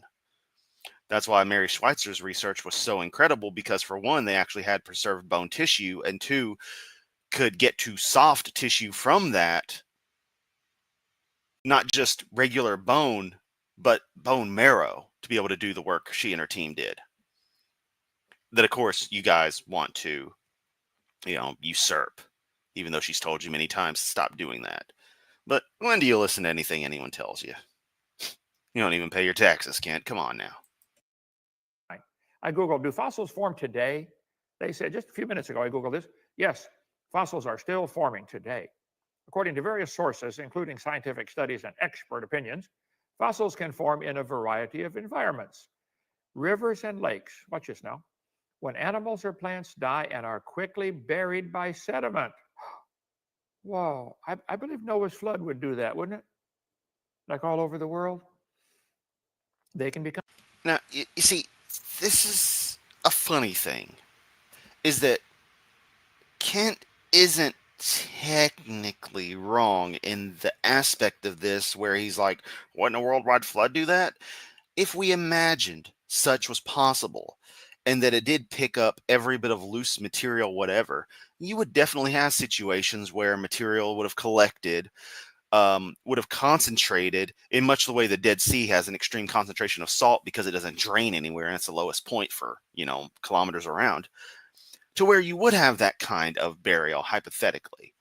And it would create conditions where some fossilization would happen in the way he describes it in the groupings he describes. However, of course, you would have one stratigraphic layer, a very flat one, mind you, save for, geologic changes due to the time it actually takes to form fossils. More on that later. You would have the birds with the dinos, with the trilobites, with the megalodons, with the fucking people who couldn't make it, and they would all be fossilized. But the fossilization takes a long time, and this is where he's going in that, fossilization is quick. You don't see fossils forming today. They only formed in the flood conditions. They don't happen now. But Kent, you don't really find Homo sapien fossils. Not in the way you'd think, and certainly not in those deep layers you think, where the entire world's human population would have been killed off just like damn near everything else. Don't get me started on what the hell all the animals that didn't make it on the ark did deserve to die that way. But, God's just a prick. Sadistic bastard probably loved it. Become fossilized. Question. When a fish dies in a river or lake, is there a rapid burial of sediment, or is it just kind of float around and get torn apart by scavengers and rot? Love that. He hasn't changed his talking points in 30 years. True, but to be fair, 9 of those years were kind of wasted. A fossil is forming now in a Hawaiian shirt. Oh man. And yeah, fossils are forming now. It's very particular conditions in very particular spots of the world, and they might well get disturbed by human activity because we like to build on everything. And if we got a piece of water in the way that's taking care of good real estate, we like to drain it and fill it with random shit and then build on top of it because we're fucking mental. Um, but yeah, fossil formation takes time and there'll be the right conditions. And you can't just go and check on how's my fossil doing? How's my fossil doing? It's going to take longer than you're going to be alive. And in doing that, you just ruin everything anyway. But again, as always, what do we know? We're just the people who actually give a fuck about science. Like Kent claims he does. Couldn't get a fossil on the Bible. They believe in this is true. Anyone who dies is just going to get woke up by the magic Jesus, man. Yeah, seriously. During this rapture concept and everybody coming back, the dead rising, are all the people killed in the flood going to rise up? How does that work? I mean, you had to talk to some antediluvian about how awesome the butt sex in pre-flood Babylon was. Being an Aussie, it's always confused me how the fuck the kangaroo got to Australia after Sky Daddy. Seriously, you tell me those motherfuckers hopped all the way to Australia?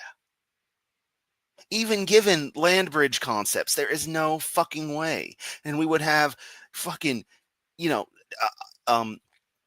kangaroo skeletons all the way from fucking Mount Ararat to fucking Australia.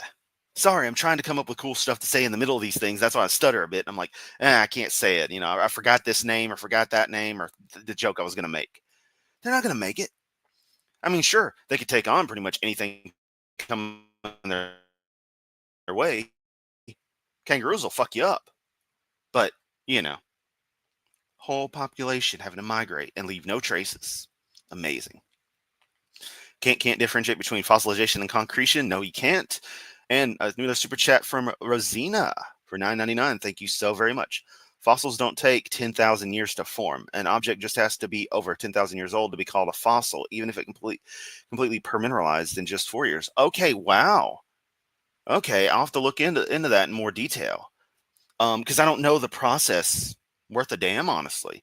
And the difference is between, like me and Kent, I'll fully admit that.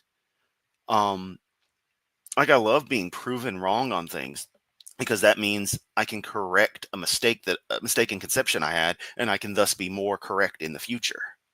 Thank you so much for that super chat. This flood was only a few thousand years ago. Only be a few feet down. Seriously. There's a reason why we have very few fossils in jungles is the pH levels in the soil eat everything. Yeah. It's all just disintegrated and used up by the copious amounts of plant life there.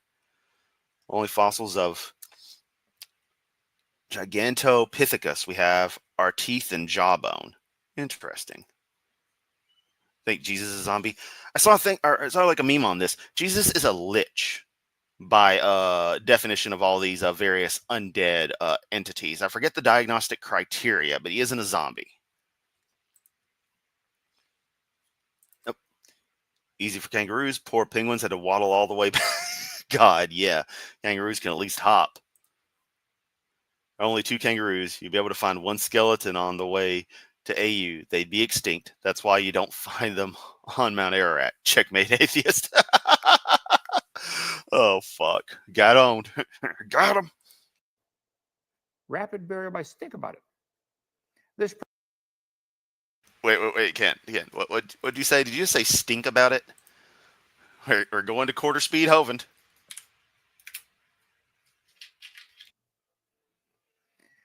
This process is more likely to occur in low oxygen environments, river deltas, or lake bottoms.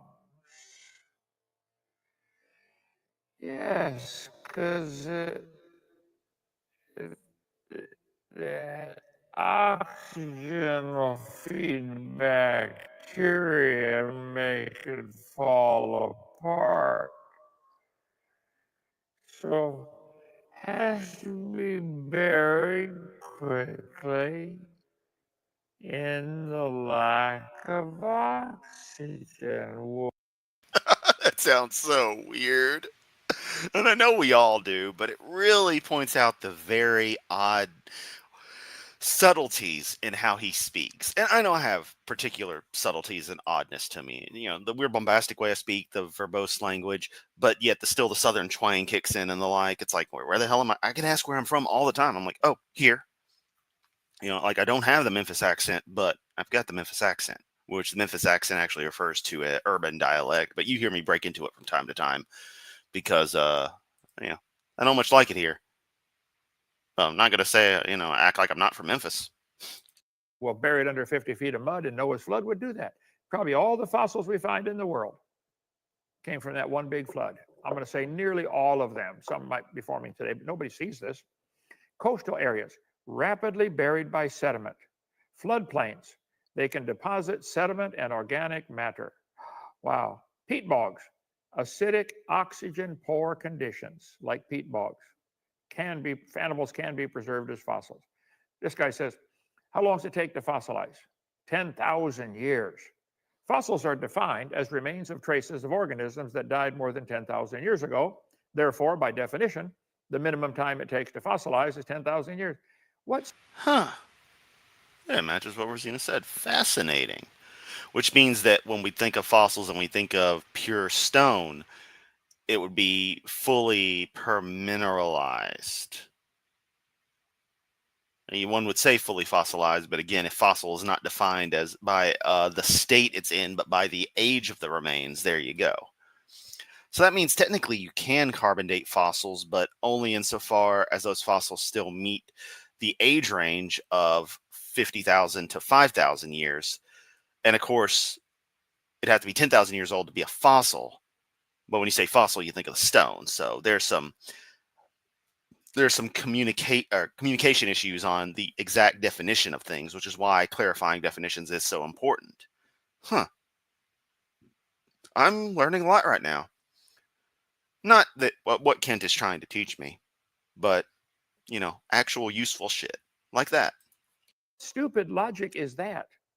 See, it's not a fossil unless it's 10,000 years old. Therefore, we know it takes 10,000 years to fossilize. Stop and think, man. Get a brain. It does not take millions or thousands of years to fossilize. There's Kent being rude. Stop and think. Get a brain. Get a brain like me and scam people for a living. Hovind. Here's a piece of firewood. Seriously, who works harder, me or Kent? I have a day job, a strenuous day job. I have multiple side projects I work on quite regularly. And I've been doing these videos and live streams pretty steadily for the past few months.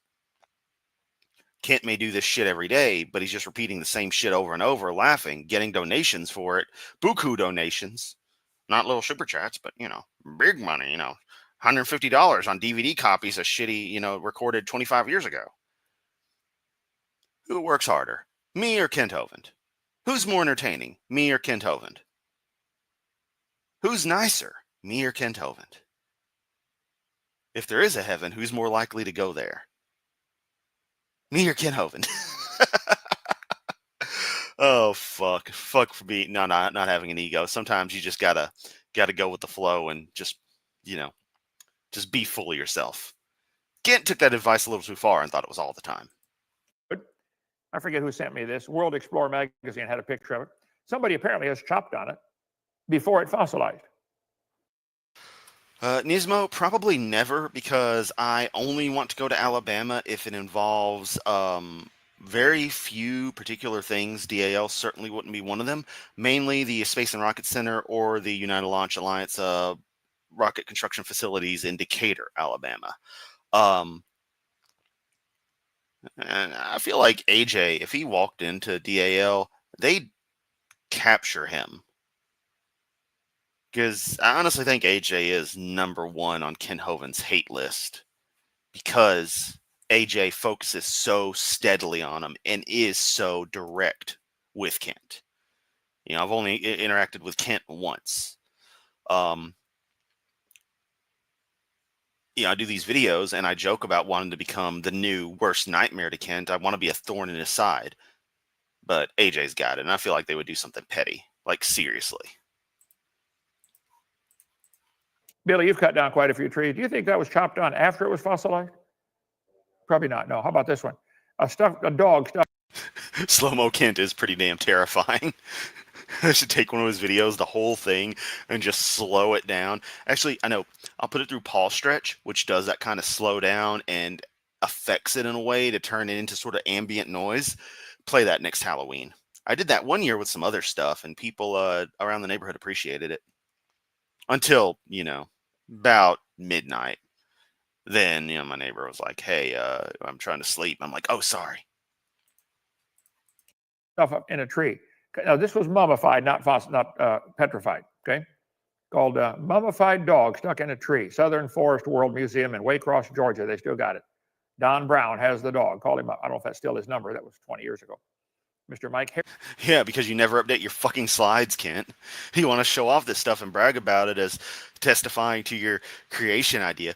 But when you cite a source like this, have something where it's like, oh, look, this is neat. You don't want to actually have the fucking information updated. You don't care enough to update who it is. I mean, this dude could be fucking dead. And you're sitting there giving out numbers that go nowhere. I should fucking call it just to see what happens. I don't feel like it. Heritage at the Heritage Center next door. Can tell you about it. 4-year-old hound dog, 20 feet up inside a hollow chestnut oak. There's a fossilized cowboy boot with the cowboy's legs still in it. Oh my God, this is the shit that fucking Logic was talking about back when he was doing the videos on John Morris Pendleton. The chemist, husband, mid-husband, auto mechanic, happily married man. Oh. And Logic found him again. New videos of his. And then he died. I feel bad because John Pendleton was a goof. He said stupid shit and he was in leagues with Kent Hovind. But he was kind of pleasant. I mean, his email was a little snarky to Logic, but But yeah, just one of those things, those emotion moments where it's just like, oh, he died. That sucks. And also note the source, bible.ca. Yep, that's a real reliable source. It's in the museum at Glen Rose, Texas. Carl Baugh, Creation Evidence Museum. Here's a fossilized fish giving birth. Hey, Billy. Welcome to the party. Earth, Creation Magazine. Fossilized hat, bowler's hat.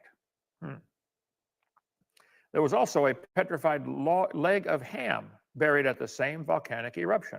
Creation Magazine. A kid years ago, Dave. I mean, those are all fucking concretions, so yeah. David Cosby from Montana sent me a jar. Look, he just doxes this guy. R. David Crosby, 300 Pine Street. Anaconda, Montana. Is that like Hannah Montana? Is that Hannah Montana's drag stage name? Or she drag as a guy? Anaconda, Montana, if you know what I mean? That's a disturbing thought. The lid had rusted off. Inside was a fossilized pickle. Here it is, right here. Fossilized pickle inside the jar. David, if you see this, give me your updated information where you are so people can call you and verify. It doesn't take millions of years. How long would a pickle last 10,000 years without rotting? Let's just see how they sync up. That would be interesting. Petrified sacks of flour. There was a flood in, I think, Arkansas at a flour mill and buried a bunch of sacks of the flour that they were making to sell. Yeah, that is a good point in that fish don't give live birth. And they turned to stone. Let's see. It's commonly believed petrification is a process taking millions of years. Not true. Under ideal conditions, petrification can take place in as few as 3 weeks. You're looking at petrified flour sacks from the Blue Spring Mill. Note the stitching on the end of the sac. It doesn't take millions of years. Petrified. Okay, some fish do. That's it. I've been wrong too many times in this video. Cutting off the stream and deleting my channel. Have a good one, everybody. Nah. But seriously. See, I can take it in stride. Because I don't know everything. And I am definitely going to be wrong about plenty of stuff in my life. I have been before and will continue to be. And as age creeps up with me, with my already iffy wiring up here, it's probably going to get worse. So in a way, part of me doing these videos is trying to capture me at my possible sharpest going forward, because it may be all downhill as time keeps on ticking. Or maybe not. Maybe I'll be fortunate. I don't know. Hammer. That's in our museum here, a replica of it. Max Hahn was fishing with his family in London, Texas. He found a rock with a piece of wood sticking out of it. And the wood, it was part of the handle. It tells all about it here. They said it was 140 million years old. No, they think they had hammers. You go to Ripley's Believe It or Not Museum in St. Augustine. I was there back in 2004. They had to... You can go to this, this museum that I think fucking closed down. I could be mistaken. You can go to this museum, though. I was there back, 20 fucking years ago. Petrified peanut cluster. How long would peanuts last before they rotted, you think? Petrified charcoal briquettes. Let's see, this is a petrified charcoal we found beside our garage. We added another building. There have been cowboys working in this land for... Fiendfolk come of sind. Yep. Nobles arrived late to the party. Happy to see you, Deviant. Glad you could make it. You haven't missed much but me being stupid, me being shown incorrect, slightly incorrect, still incorrect nonetheless on one too many things for my own liking. Audience is serving me heavy today. You're all getting banned after this. Love you guys. But otherwise, just a normal whack-a-Hovind trying to keep this one on the more upbeat path. His script is like a fossil. Yeah, seriously. Actually, no. It's... So, I had to help throw out trash at work the other day, and one of the bags smelled absolutely terrible. And eventually, I realized what was probably in the bag, and it would definitely have been decaying organic matter. And I was thoroughly done for the day. Luckily, it was right before I clocked out, right? Well, after lunch. Let's just leave it at that. 50 or 70 years. That's what Kent's, speeches are, his slides, his dissertation, everything he says. That's what it is. It's that rotting waste that I still had the smell even through the plastic bag as I threw it into the dumpster. We found these trash pile beside the garage. The rain would wash them regularly as there were no rain gutters. Well, petrified charcoal. Here's a petrified teddy bear right here. Takes millions of years. See, millions of years ago, they had teddy bears. Did you know that? Yeah, cavemen and Neanderthals, they all had teddy bears. As Kent continues to not grasp what fossilization actually is and conflate it with concretion and the like. Teddy bears. Petrified toadstool at the Funk Gem and Mineral Museum in Illinois, Shirley, Illinois. Kid brought me some petrified acorns. Let's see, Ethan, gee whiz, he's probably 28 by now. Ethan, give me a call. Come down and visit Dinosaur Adventureland. He said, I found some petrified acorns. He put them in water and forgot about them. And he was going to make them sprout. For a year later, they turned to stone. One thing all types of fossilization share in common, they require the dead organism to be trapped underneath layers of sediment. Noah's flood would do that. This is what makes the fossilization such a rare event. Wasn't he supposed to be talking about this Mr. Sir and what he says? He showed a title screen of a video, said a little bit of shit about embryology, and then went off into flood fossil tirade. Kent, the fuck, bro? This isn't Whack an Atheist. This is just your greatest hits redux. You couldn't sell 2 copies if you pressed that as a double fucking album, dude. If an organism is Yes, I just stole an Eminem lyric for that one. left exposed after death, it'll usually be destroyed by decay or scavengers before it has a chance to fossilize. But under the right conditions, fossilization can occur relatively quickly, in the ballpark of hundreds or thousands of years. Let's consider permineralization, what most of us think of when we think about fossilization. It requires a good availability of minerals like sulfur, iron, carbon, silica in the water or in sediments around the fossil. The more minerals available, the more rapidly fossilization can occur. The speed at which this occurs will also depend strongly. Yeah, that whole cowboy leg thing's pretty fucking wild. And, you know, the whole thing that human remains get treated very specially, even older ones, it's something. It's because he doesn't know how to argue against ideas. He got a script from other people. If he updated his information, he'd have to come up with new arguments. Yeah, like every creationist, every apologist, he has absolutely nothing of value.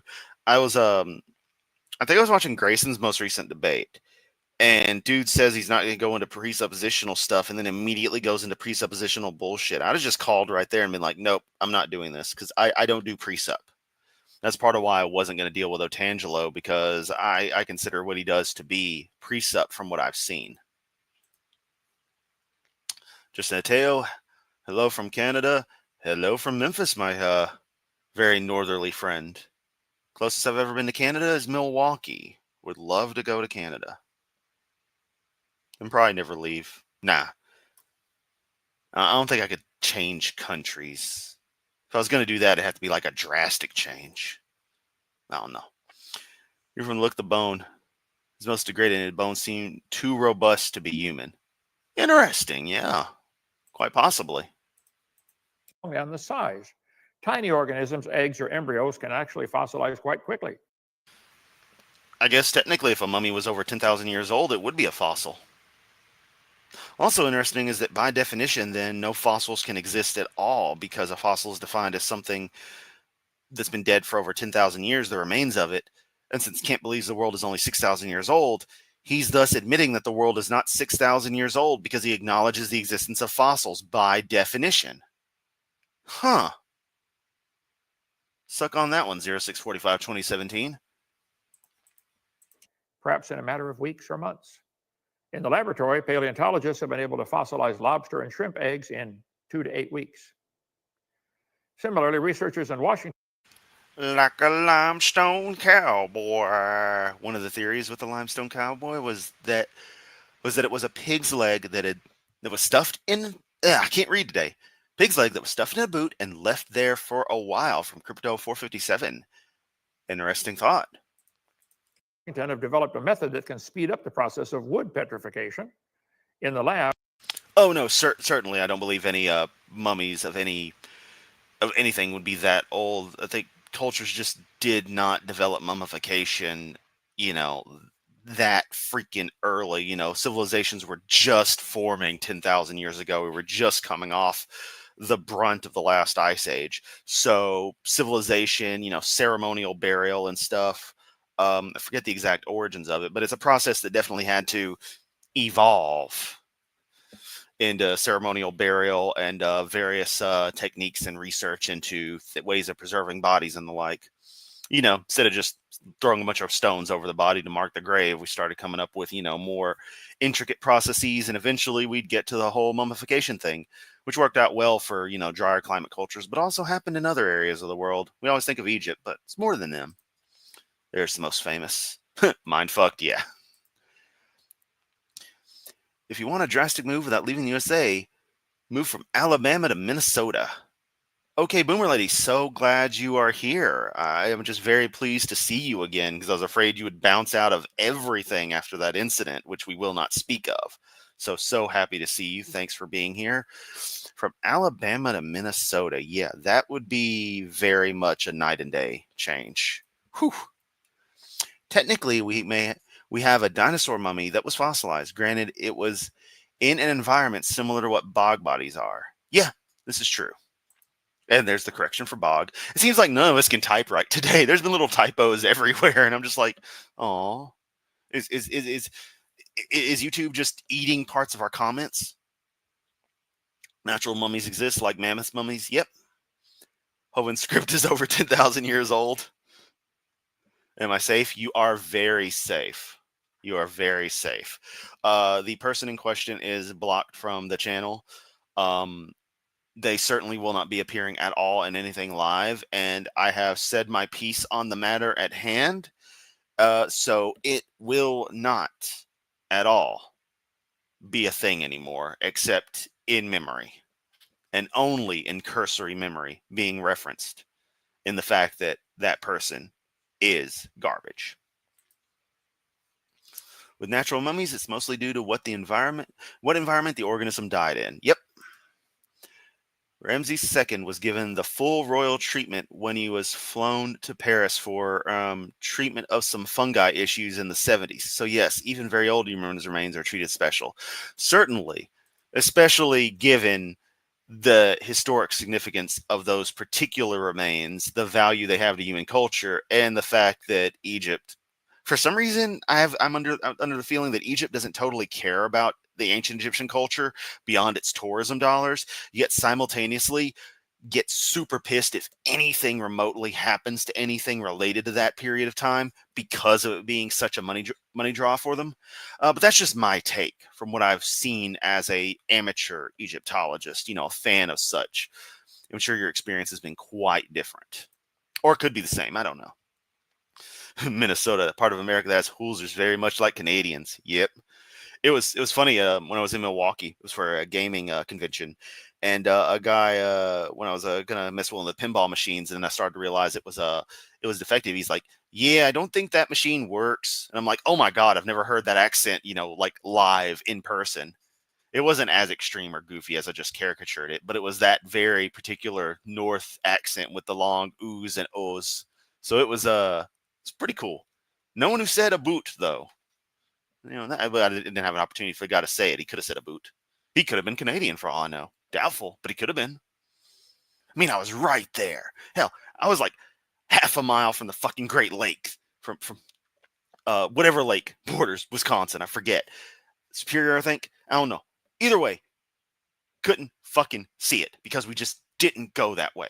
And the dude I went with was on like a crazy time crunch. So I'm glad I got to see the stuff I did get to see. Mobile, so I fat finger and autocorrect is a biatch. Yep, definitely. You're very welcome, Boomer Lady. I have to stress, as much crude stuff as I'll say, as much as I do, I don't do it with hate except against, like Kent or something. But if he was like live in here and I'd talk with him, it'd be civil until he crossed the line. But you come on my stuff. I trust you and you do something stupid. I'm not gonna, just let it pass. So he who shall be named can slag off.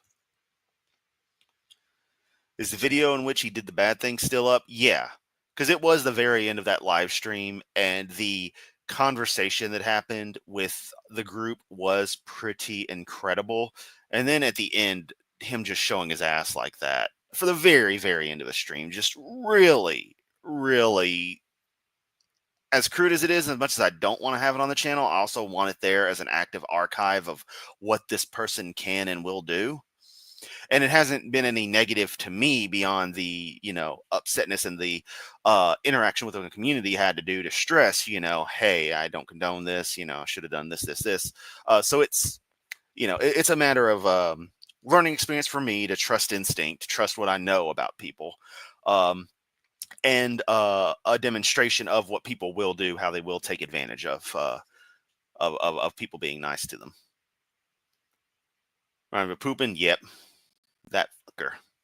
Someone who keeps Pabst Blue Ribbon in business single-handedly. I think the hillbillies from Wrong Turn at Dinosaur Adventure. Oh, look at this place, Dinosaur Adventure Land. We're going to check it out. Its memorable Christmas blunder was when this guy Armitage was claiming a broken horn was a fresh Triceratops horn and destroyed it like an amateur with hydrochloric acid to get the rock off. Wow. Wow, what a fucking clown. Donnie's Canadian shows sometimes. It does. You can hear it very clearly in his voice. For the record, I I don't sound like that. I live on the border, so I sound like a Detroiter. Interesting. Yeah, that's the area I'd want to check out, is the Toronto, Windsor area. That'd be pretty damn cool. Actually, Windsor looks like a nice place. I know it's probably not really. Though Canada does have one of the coolest city names ever, Thunder Bay. That name is just fucking awesome. So props to Canada. I was going to say, what Hovind Slide said about the bog creating fossils is BS. Bog bodies aren't fossilized. They're preserved thanks to the sterile, low oxygen conditions of the bog. Yep. Minnesota, the land of 10,000 liberals, lakes, unless you're in the middle, then it's really South Dakota. Canada is happy to deport Donnie. Oh, that's mean. I like it. Ladies, some of us have survived quite a bit. This is true. Oh, but stuff. It's like Donnie lives in Florida. No, he can't. He talks about being in the Great White North. Deviant, did you know YouTube has a viewing limit of 3 on showing user email addresses? Did you also know that the I'm not a bot control feature for email addresses can deadlock? Huh. So what you're saying is YouTube has completely effed you over from being able to properly see the email address that I suggest to you. Just going to put it there in the chat. That's one of them. Ooh, you know my city. Aha! So you're from Windsor. Like I said, just the connection to Detroit. The fact that you drive south from Detroit and you wind up in Windsor, Canada, freaking wild. Freaking wild. And yes, Deviant, I should have just posted that email in the chat previously, but it's whatever. It's known to bots and stuff. It doesn't get that much spam, but it gets enough. I actually know of Windsor mainly from Spectre Sound Studio. Glenn Fricker, because I play guitar. I like music creation. I appreciate his very rough style of stuff. Partly inspired me for the way I do things. I'm just not as energetic as he is. But shout out to Glenn Fricker. Shout out to Windsor and the Great White North. When in fact horns have bone cores. The only horn that doesn't have a bone core would be rhinoceros horns. This is true. Oh, there you go. My email's on screen. If you want to, one of my emails, if you want to mesh with me. Yeah. I have a Discord server. It's, just kind of a whatever, but it's definitely a place. I also run a bulletin board system that has XMPP chat capabilities, but that's too many steps these days. But, it's stuff I like. I was actually messing with IRC, setting up an IRC server, and I technically had it running, but I didn't quite like it, and I don't feel like having to deal with it. So I'd uninstalled the software literally 5 minutes before I started up this stream. So yeah, curiousmeerkat.co.uk. Glenn the angry guy. Yep. I'm not saying Glenn. I always want to say Glenn Danzig. Glenn Fricker is perfect, or that I agree with every single opinion. As a bassist, I do love his jokes about bassists. I'm a complete amateur. It's not like I play with anybody, but I want to an opportunity. So I take his advice in stride, know how to change your strings, which is trivial. Change your freaking strings, which I've been too broke to. But, if I was going to cut an album, I'd be fucking changing them. I use Cobalt Flatwounds, Ernie Ball. So they're like $50+ a pack. So yeah, and I have 3 basses, 2 4s, and a 5. So yeah. And plenty of guitars to go along, because I buy multiples of shit. I'm stupid like that. Or I'm a fucking genius. Who knows? But yeah. Lynn Special. Do you think Jason Friday the 13th died at Dinosaur Adventureland? Abso-fucking-lutely. That is actually what happened. Dinosaur Adventureland is actually Camp Crystal Lake. Okay, Boomer Lady, I taught at Wayne State way back when I lived in Detroit, looking south into Windsor. It was a long time ago because I'm old. Oh, you're not old. You just leveled up. I do appreciate so much that you are here, though, that I could attract, people of all types, all ages, all sensibilities, and that you can enjoy having a laugh with me. means so much. Come to New Zealand, we're always everything's getting cut off. It's horrible. I'd love to visit New Zealand. I want to be in the land where there's more sheep than humans because I just find that amusing. Plus, y'all have we were talking about rocketry earlier. Y'all have Rocket Lab and the Electron, and I love that company. Good shit. If you Google bison latifrons, they're absolute units of bovides. But sorry, my Google Home just started speaking. Hey Google, shut up. Thank you. Fuck. You know, when I ordered that thing through the promo with people at Spotify Premium, I left a note to myself: don't let this thing take over, because I'm not a fan of Google, even though I'm using one of their services right now. Whatever. Not a fan of Disney, but I like Star Wars. But they didn't make Star Wars. Hey, Google didn't make YouTube either, so there you go. But that thing, it's like, ugh, I'm letting literally a giant microphone just into my house, just constantly with Google servers.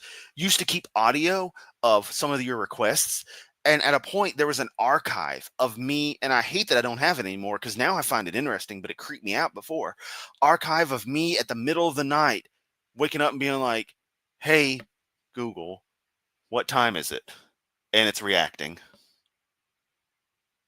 Come on, say what you're going to say. Oh, no, you gave up? Good.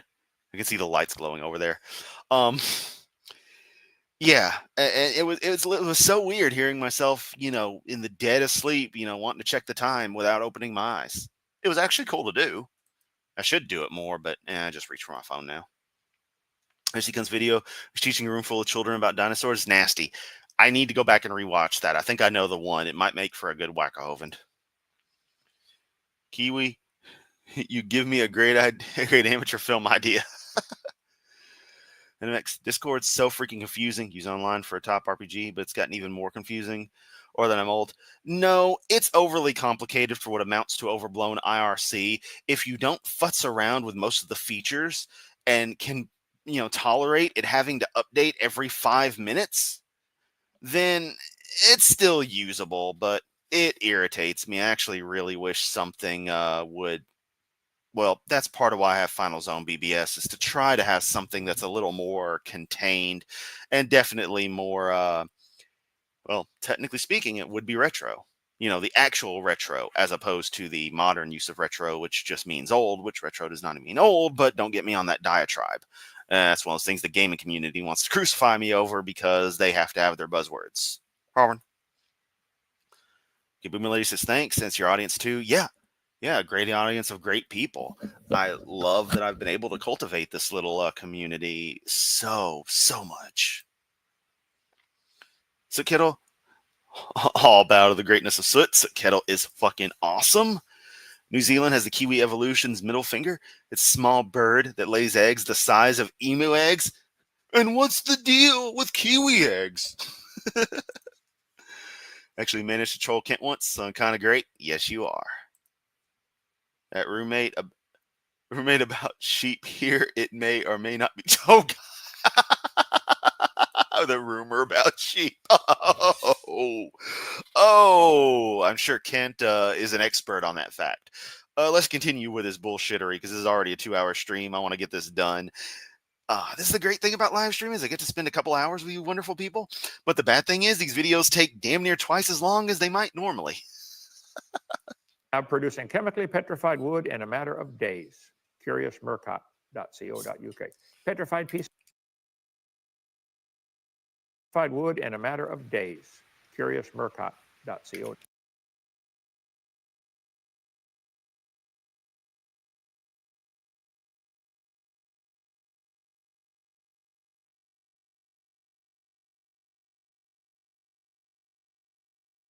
.uk.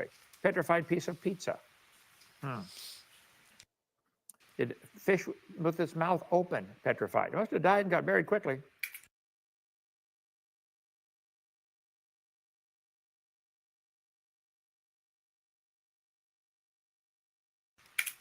A farm in England has jackpot a trove of 100. Is it just me, or is this another thing that pisses you off about Kent? Is that he just goes into these like super long. Here's an example. Here's an example. Here's an example. We get it. Just bothers me. Where's the comment? Where's the comment? Okay, so Tubian, retro, the root origin, it's a French term for basically backwards. So you have things like retro rocket in space, space travel, like on the Mercury spacecraft. Retro rocket fires backwards, intended to slow the vehicle down as opposed to speed things up. Retroactive, going backwards to do something. I've retroactively put $5 on that you were owed back onto, your card or something. Retrospective, a look back. But people say retro to mean something old when no, the concept of retro gaming, which is just a single compound word, people like to space it out now, isn't playing old games. It's going backwards in what you're playing, which, yes, means playing old games, but it doesn't mean the playing of games that are retro. The act itself is backwards. And that's how it got its thing, like retrospective, retro gaming, backwards looking, But it became a case where people, of course, not knowing what the hell they're talking about, because for some reason the internet generation is fucking stupid. They decided to usurp it and turn it into, or not usurp, but convert it into a buzz term and just be like retro's old. It's like when people say, how people say, oh, this live instead of live stream, because the button on like TikTok or something is just live, go live. They don't know enough to realize what the context there is. They couldn't articulate a full statement of this stuff sometimes. And as youth inevitably takes over and, might makes right mentality where more people say this versus that, the actual fact of the matter just gets ignored or outright attacked. So yeah, gaming culture, fucking weird for that shit. And so in this kind of use, if one is to say like, what is a retro game? That would actually be, I use an analogy like retro fashion. Like in the 90s, bell bottoms kind of came back, late 90s. That was retro fashion because it was old fashion coming into the future, or modern fashion looking back to the past. So if you want to have a retro game, I always do the analogy of, or the thing of, which one of these is actually a retro game? Super Mario Brothers, Pac-Man, Shovel Knight, Call of Duty, Modern Warfare 3. Shovel Knight is the answer because it's a modern game designed to be like an older 16-bit, platformer. Whereas Mario and stuff are just old games, and of course Call of Duty is something new. And then there's also the facet that it's used as some sort of honorific for things. So people argue like the PS3 isn't retro, the Xbox 360 isn't retro, and it's like after 10 years it's retro or something. It's like, what? What are you talking about? Like your idea of what this is so perverted, so, and I mean that in the sense of it's been so twisted, so manipulated that you don't even know what the hell you're talking about. And that's a real set-off thing for me, and it's one of the reasons why I am so self-conscious of making mistakes in the way I talk or how I talk about things or my understanding of stuff, being functionally wrong. I don't even want to sound like I'm wrong or might not totally know what I'm talking about, even though I'll fully admit it. Because of that, because people who talk like that, like they don't have a clue what they actually are trying to say, or they're just going with buzz terms, tells me they don't actually care about the subject. Kent does this all the time. He's learned just enough jargon to make it sound to a layperson like he knows what he's talking about, but he actually doesn't know shit and doesn't care about it. He doesn't love science. He doesn't love anything except himself. Great. I was glad I was able to work this back into Kent. And yes, sorry, I realized I was muted. I had everything bass backwards. God, that sucks.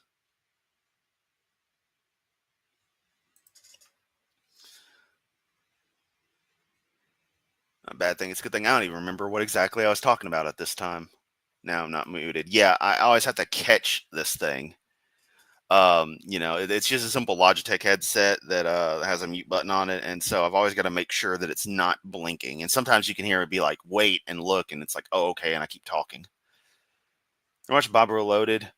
You and Jake debate Kent? Yes, I want to do a reaction to that debate because it was beautiful. I love how at a point Hannah and Jake just gave up on civility. Hey kids, you know you're in a room with a convicted felon? It would be an extremely low punch, but by that point we all knew how Kent was going to go moving forward. Plus, Hannah and Jake gave no fucks during their career. Wonderful stuff. Ken has never seen a fish skull. It's a labyrinth of various struts instead of solid plates of bone, just like plates of bone like us. Yeah, fucking crazy. It's almost as if it was designed to be fucking ridiculous, Hovind. Damn you, autocorrupt. Retro reflectors on the moon. Thank you, Dogwalker. Another fine example. Backwards reflectors. Retro fossils. New from Hasbro. Yeah, exactly. Kent was already punching low, if I remember correctly. He was, but again, after his wife divorced him and Eric took all his stuff, he had that first few months out of prison, he was relaxed, getting back into the flow of, nearly a decade of technological change. Because YouTube existed when he went to prison, but he certainly wasn't on it. I've been on YouTube active since December 30th, 2006. I just had made this channel in March of 2013 because I fully abandoned my old channel. It was getting too much hate from random people that I used to know. But that's besides the point. They're just somebody that I used to know. Such a stupid reason, but the same rate I want to start fresh. But yeah, Kent, after all that happened, he got very bitter very quickly, and it's only gotten worse as time goes on. When doesn't Kent punch low? Never really. You think he's ever had a best friend? No. The only friend he has is Jesus. I don't think he ever has had a best friend. Ever. Touche. Didn't have to cut me off. That was every person's force. Everyone with a foreskin. That was their foreskin. Once it was all taken care of by tradition. So there. I don't know where I was going with that one, but y'all get the reference. Kent always paints Darwin as a loser. Darwin was traveling the world for 5 years and Kent spent 9 years in jail. So who's the loser? Seriously. Got a man who lost 10 years of his life that he's never going to get back, and he's super bitter about it and will never shut up. His last words will probably be, "A pedophile put me in prison." Jesus. Stupid fuck.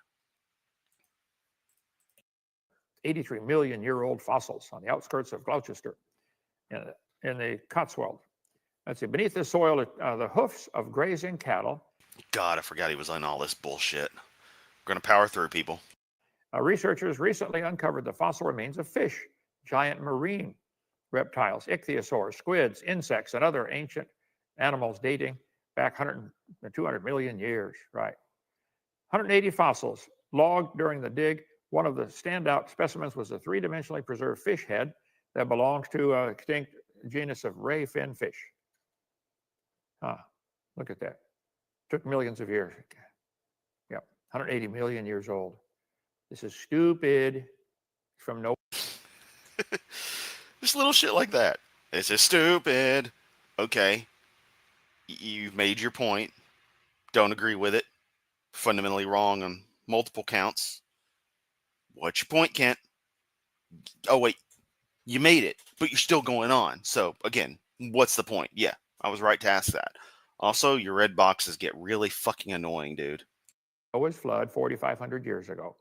Ultimate Guide to John Day Fossil Beds, National Monument. Fossil bed. They find fossils. Fossils are not hard to find, folks. Explaining them is not hard. Noah's flood. I've never found one. That's probably because I've lived virtually all my life in relatively well-developed suburban/urban area. But also, I don't think this area is pretty good at preserving most things. Although when the Mall of Memphis was constructed, there was were mammoth remains found. That's interesting. But it says in 2 Peter 3, at the end of times, the scoffers would come who'd be willingly ignorant of the creation and the flood. How do geologists know how old a rock is? By the index fossils, by the geologic column, which does not exist. They date it by the stupid geologic column. And you date the world by the stupid Bible. See how easy it is to do, Kent? We use index fossils to determine the age of rock layers. Let's see. Finding a particular fossil indicates the age of the rock. So the fossil tells the age of the rock. The rock tells the age of the fossil. It's called circular reasoning. The intelligent layman long suspected circular reasoning in the use of rocks to date fossils and fossils to date rocks. The geologist has never bothered to think of a good reply. It cannot be denied they're arguing in a circle. The relative age of the rocks is determined by the organisms. Let's see. Fossils. That would be great. However, that would require Kent to learn how to use a computer worth a damn, because he'd have to switch to Ubuntu Linux and would have to film his screen like directly. Which honestly, I can't even be mad about with Mud Fossil. It's just kind of, it's so stupid, it's kind of neat. It's like, you aren't trying very hard, but you're also making things as efficient as possible to make your videos. It's like the way I do things most of the time, so yeah. Hovind's pronunciation hurts? It sure does. Feathers to whack the monitor, just right in there, just jab the feather into it. Carve out your name into the pixels. Kent's only friends with less reputable people that he asks something on and can use as pressure. Example, Chris Jones. If you do XYZ for me, I'll provide a place where you can do unfortunate things to someone who certainly should not have such happen to them. I'll say a lot of stuff, even censored. I cannot say that in the stream. My conservativeness has been turned up ever so slightly. My modestness, which amazingly exists. I need a feather as well. Yep. Kent did inspire Nathan Thompson. Not so much. Says a slide from 1949. Yeah, the slide isn't that old. How do you know how old the slide is? We have evidence in the citation that says it's from 1949. So clearly the PowerPoint slide was made in 1949, back when the Soviets blew up the bomb. The Reds got the bomb. They got Joe 1 fired. It's all over, people. His deliverance brought to life. All it's missing is, and it cuts off. I swear YouTube is eating people's comments. Have been and still are the best and most accurate method of dating and correlating the rocks.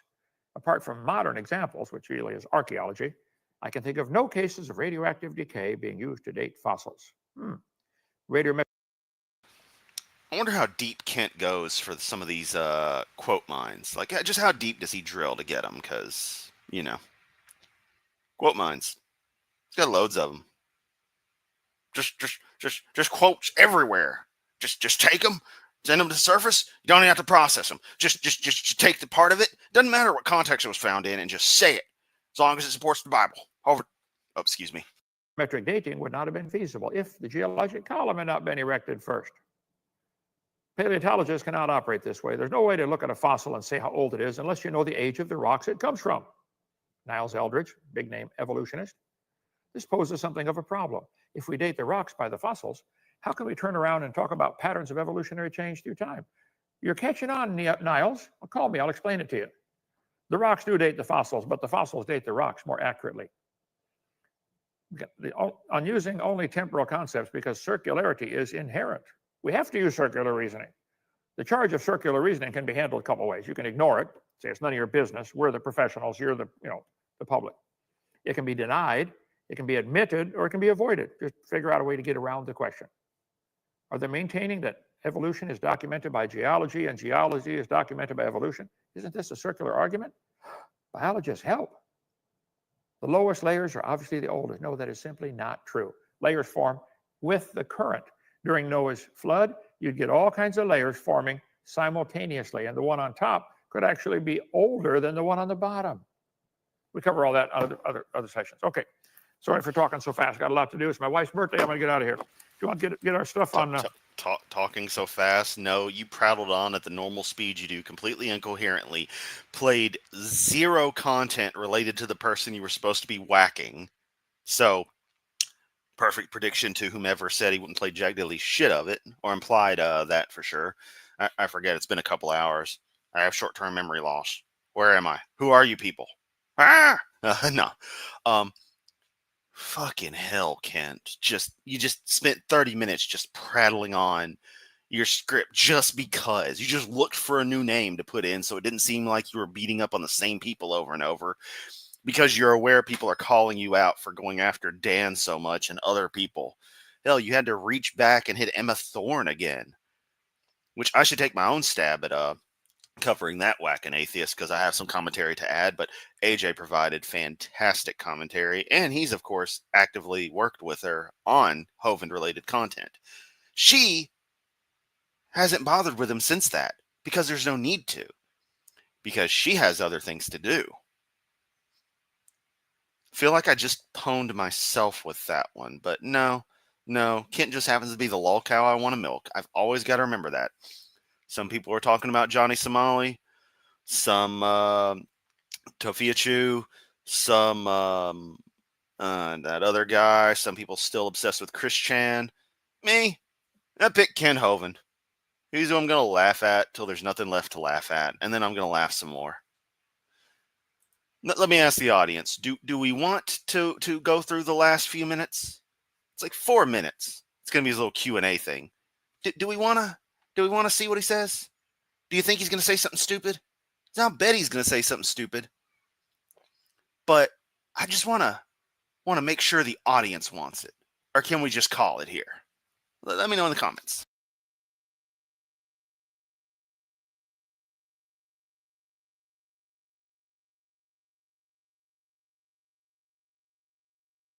How about no? Yeah. Happy birthday to Mary Toko.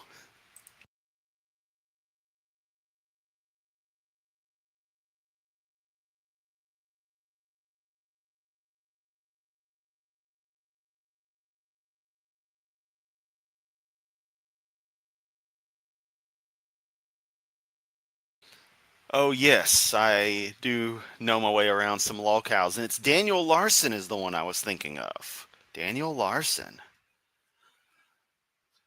Captain Scabies.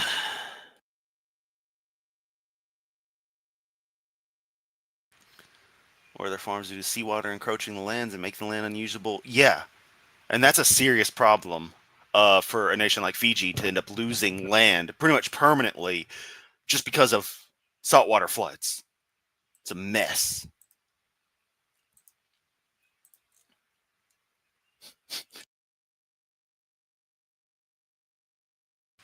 Turtle, turtle. God damn it, I did the mute thing again. Yeah, Kent does need a turtleneck shirt. That way he'll be turtly enough for the Turtle Club. You know that scene was filmed on September 11th, 2001? I should probably watch Master of Disguise. I remember it being a shitty movie, but like I could still laugh at it. So maybe I'd enjoy it more now. Like in that way of just I don't have to think, I just have to enjoy this. I don't know. Let's see what Kent has to say, and then we'll finish up the stream. Let's see. Teaching other subjects, physical science, earth science, biology, algebra. Give our ministry a call, 855 Big Dino. Do you answer the phone, Garrett, when they call? What is your extension? 4 extension. Oh, so Garrett's the one I should call to get extension 666? Because I want 855 Big Dino extension 666. That'd be so cool. You know, toll-free numbers are funny because the reason they're toll-free is that the owner of the number pays the toll charges, whatever those may be, because that still exists in the phone network. Usually it's not that much of an issue. You know, our cell phone plans are usually unlimited in the US, unlimited calling, to anywhere in the US. You might get something special, pay a little extra, you get Canada and Mexico thrown in, other stuff. And there's voice over IP options. I mean, I could literally, I could probably call those of you out there across the world via SDF, their free Unix system, their voice over IP services. So there's ways around it, but yeah, for a traditional 800 number, that's generally how they work. You pay like a certain rate and then pay toll charges on calls and the like, and that's how it's a free call. So every call actually costs Kent a tiny amount. So I'm not saying flood 855 Big Dino, but if you did, you might just be, hitting him where it hurts. Just saying. But I am not saying that you should. In fact, I'm advising against it, just like ChatGPT would. In 4. And if you want to order our materials, get them shipped out soon for Christmas. Okay, questions or comments, and then let's quit. Okay.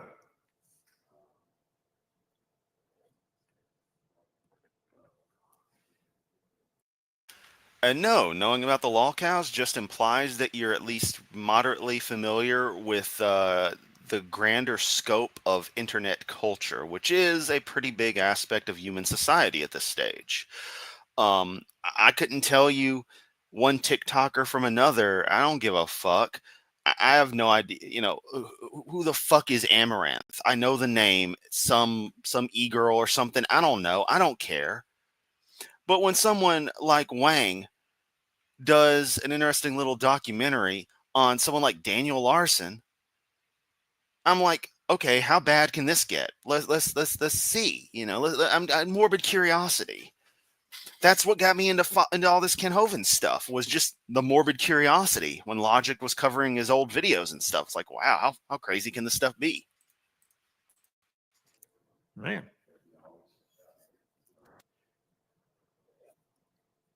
Okay, this is a question.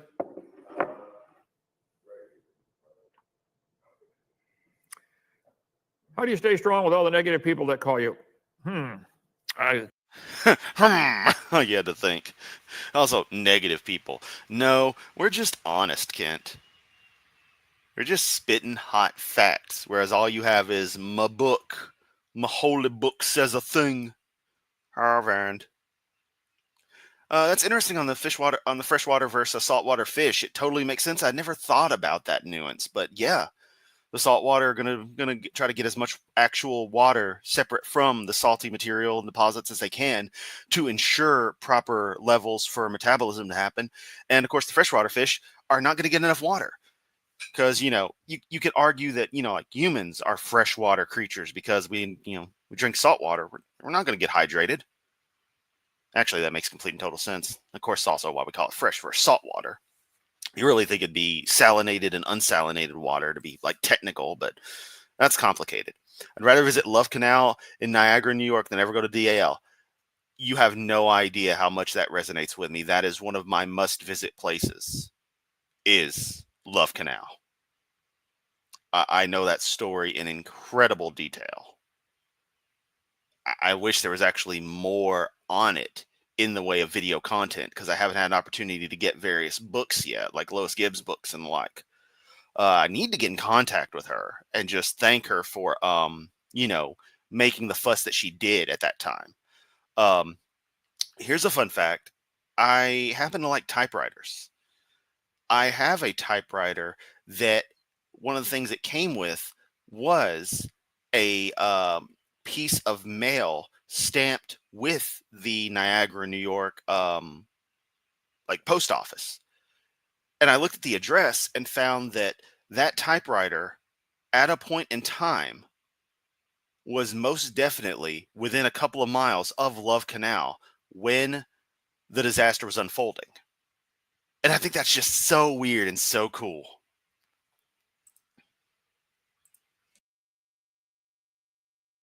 Caller bought an 855, seriously. I mean, I got friends who could set it up.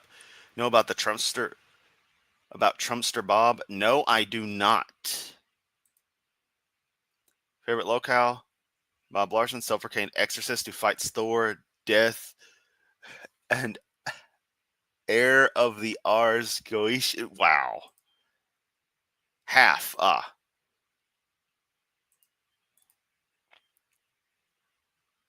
Your chat is all gonna Google Love Canal. Yeah. okay, you know what? It's been 2.5 hours, so this stream can only get longer. I'm gonna do a quick summary of Love Canal for everyone. So, late 1800s, this dude, Thomas Love. This is as electricity is starting to become a big thing. He has an idea: build a canal to divert water from the Niagara River, set up a DC power station along the river, powered by the water flow, build a model city up there. Model City exists in Niagara. It's a piss hole area that looks about like the New York State version of Lenox, Alabama, but it does exist. But Love Canal, he ran out of funding after a couple of miles of it had been of the main thing had been dug. Not connected to the river, however, because they didn't want it flooding as they were working on it. So it was a section still a good couple hundred feet easy from the Niagara River proper. It was just a trench. So over the course of the early 20th century, it's basically a swimming hole. It's a lake. You can see it on historic aerials. Then comes World War II and post-World War II. And Hooker Chemical Company needing a place to dump things. Now, by that point, Love Canal had been used as a municipal dump by the city of Niagara for quite a while. It was still out in the boonies. It was fine. Hooker Chemical gets all the trash out of there, does a clay lining on the bottom, and begins dumping their chemical waste there, which, while we realize is a pretty terrible way to store it now, was technically okay if it wasn't disturbed. And that's where the problems come in. Move in from, post the 40s into the 50s, Niagara is booming. It's the post-war boom. The Niagara County School District, of all things, wants land to put new schools in for the inevitable housing boom that's going to happen as the areas are, planned out. One of the spots they want to go for happens to be Love Canal. Hooker doesn't want to sell it to them. They even say, hey, we buried pretty nasty stuff there, right? And the school board's like, look, if you don't sell it, we're just going to take it. So Hooker agrees for the sum of $1 to transfer ownership with a clause that says, we're not responsible for what's buried here. Now, I personally am less hostile to Hooker Chemical for this than a lot of people are, because they were trying to avoid this ever being a problem. But of course, the threat of eminent domain failed. So, Niagara School Board builds the 99th Street School, named after 99th Street, Niagara, which was one of the streets running where this neighborhood would be built. The houses pop up around it, and suddenly you have this beautiful neighborhood called Love Canal. During the process of building the school, though, again, this is an elementary school, they end up finding collapsed areas and toxic waste that's kind of opened up. They just fill it up and move the school about 80 feet north, and then continue with the building of the neighborhood and stuff around with that in mind. Putting in the crossroads, however, going across the canal, broke the clay cap. So that clay seal that was around it, no longer there. Rainwater going in. This is in the 50s. They build this in the school. Rainwater constantly going in. Those drums start corroding, baby. So you have this canal, this former canal site with houses all around it. Now, if you look at aerial photos and stuff, you'll see that the school is on the canal, but nothing else was built there. It was a good 300, 400 foot gap between one set of backyards and the other, because they didn't want to build on the canal proper. They were smart about that, but putting in the crossroads and putting the school where they did fucked everything up either way. Through the 60s and in the 70s, you had foul, horrible smells coming from the canal area. Grass didn't grow right there. It was all dead. You had black goo oozing up. It would burn kids' feet and stuff, but no one put two and two together. Then came the blizzard of 78. Well-known phenomena in the Great Lakes area. Well documented. This is the catalyst for the Love Canal disaster. This is what made it into the thing it became. All that snow falls. Snow has to melt. Melting snow causes some residual flooding. The water table rose. That meant all this shit in the canal that was getting soaked could now float to the surface and spread. And it was actually spreading due to former creekways and little, pathways. I forget the name of them right now. But they,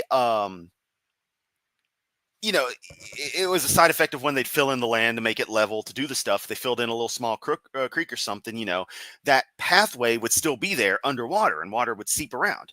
Well, now the toxins are seeping along that, going into people's basements, rotting away sump pumps. There's photos of it on Buffalo College's website. Crazy stuff. Like, this just looks like pure evil coming up out of the ground. Eventually, when Lois Gibbs starts wondering why her kids are getting sick, she does some research and discovers that the area was once a toxic waste dump. Does more research, sees the former creekways, does a local survey, and matches the houses up with the pathways, the former little creekways and runoff ditches, and discovers a pattern of these are crossing the canal, and everyone sick is in the direction of these things. If a house wasn't on one of these, it was less likely to have higher cases of diseases, irritation, this muck in the basement and the like, versus the ones that were. Then shit hits the fan. They're calling for help. No one's going to do shit about them. No one wants to buy the properties, the houses. They can't move because they have to sell the house to have the money to be able to fucking move. Shit hits the fan. It doesn't turn into outright riot fest, but it gets to a point where they're so frustrated, they're demanding the federal government step in on something. And eventually President Carter does declare it a state of emergency, gets the, I forget the name of the Superfund bill, what its actual name is, but it's known as the Superfund now. This set up to fund environmental disasters like this, and I'm greatly abridging the end of this. It's so fascinating. You seriously should look it up if you're into any kind of ecological disaster stuff. Eventually, they win. They manage to get bought out after multiple cases of having to push. First, it was known as Ring 1 homes, the ones immediately bordering the canal. So the ones right across the street from those still had to live there. Then eventually they get the Group 2, and then finally the Ring 3 homes, which is the whole Love Canal disaster area. Everything pretty much south of one of the main roads gets demolished, including the 99th Street School. They dig up what they can, reseal everything, set up equipment to monitor it. That area is mostly raised, heavily fenced off. Other area has been developed into industrial stuff now, like we're talking leave some trailers and a bunch of garbage kind of industrial. A very low income housing area was destroyed in the process as well. There is now I believe some senior living apartments in a portion of that area. So things have kind of returned. The area north got renamed into Black Creek Village for Black Creek, which was north of the canal area, would have become part of the canal had at least crossways had the canal been continued. And that area, after like 10 years of not being active right around Y2K, got revitalized, and you could, people live there now. So there are literally people who live across the street. They look out their front window. It's fucking Love Canal. And of course, 99th Street School was ironically one of the last things demolished. And a school down the way, the 93rd Street School, was also demolished after being deemed toxic and sitting around for like 20 some years. So yeah, I have not looked at chat at all. I've just been firing that off the cuff from my memory. You heard how excited I got about that. That is a very quick Yamato summary of Love Canal. And again, I don't blame Hooker per se. They buried things within accordance of the standards at the time. Those standards sucked, but they did things right enough, I'll say, which I hate to defend a company like that, but it was one of those things that shouldn't have ever come up, because no one in their right fucking mind should have been like, yeah, we're going to build a school right here on a goddamn toxic waste dump, and you're not going to stop us. Who the fuck thinks that's a good idea? So fuck the Niagara County School Board for all that shit. Fuck the residential developers who didn't give a shit. And fuck the people constructing and planning the streets along that area, the sewage and everything, for running through the goddamn clay cap and breaking everything and fucking it up to begin with. It would have probably been fine had that not happened. Because it's surprising how resilient clay in the ground can be at preventing water and shit from getting in or toxic shit from coming out. Let me fire up stuff. More water in a cucumber than in the oceans. Here's some your puff. Also, water is an element. It's a compound, so water is never just water. Woot! Yeah, to my summary. Toxic love canal. Ferngully has corrupted me. Yeah. Honestly, that sounds like more of a fucked up version of Centralia, Pennsylvania. Yeah, because Centralia was just a straight up accident. Love Canal was like, we're going to fuck this up and we don't care. Goozing black sludge rising like primordial evil is taking your city. Doug Ford won't do a damn thing. Yeah. Oh, man. Yeah. Sorry, I get excited about Love Canal in the same way I get excited about Chernobyl. I have a very good soft spot for Centralia, but since there's almost nothing left in the city, like I think it is pretty much all raised finally, it's kind of just a legacy. But then again, Treese, Kansas, I think it is, right across from Pitcher, Oklahoma, that place was raised due to a lead contamination from the chat piles where they did various types of mining and stuff. Yeah, that area is pretty cool to me as well. And it's pretty much, I have a thing for ecological disasters only because I hate seeing them, but they're a testament to how just fucking stupid humanity can be. Also, Valley of the Drums. That's a real cool one to look up.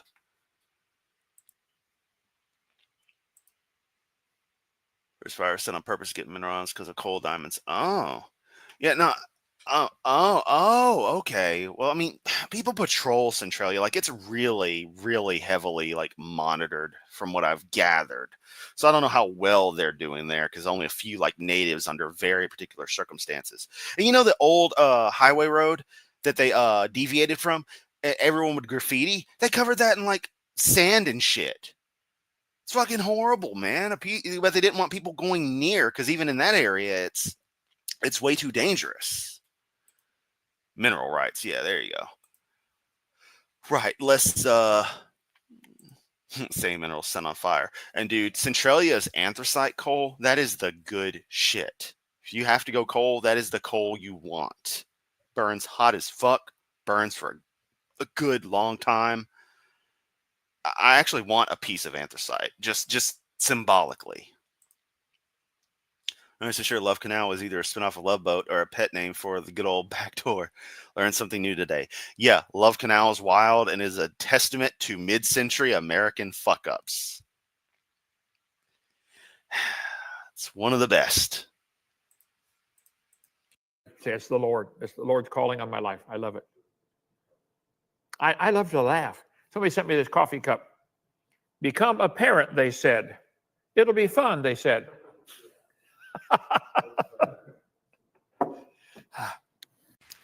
Old man finds old internet joke funny.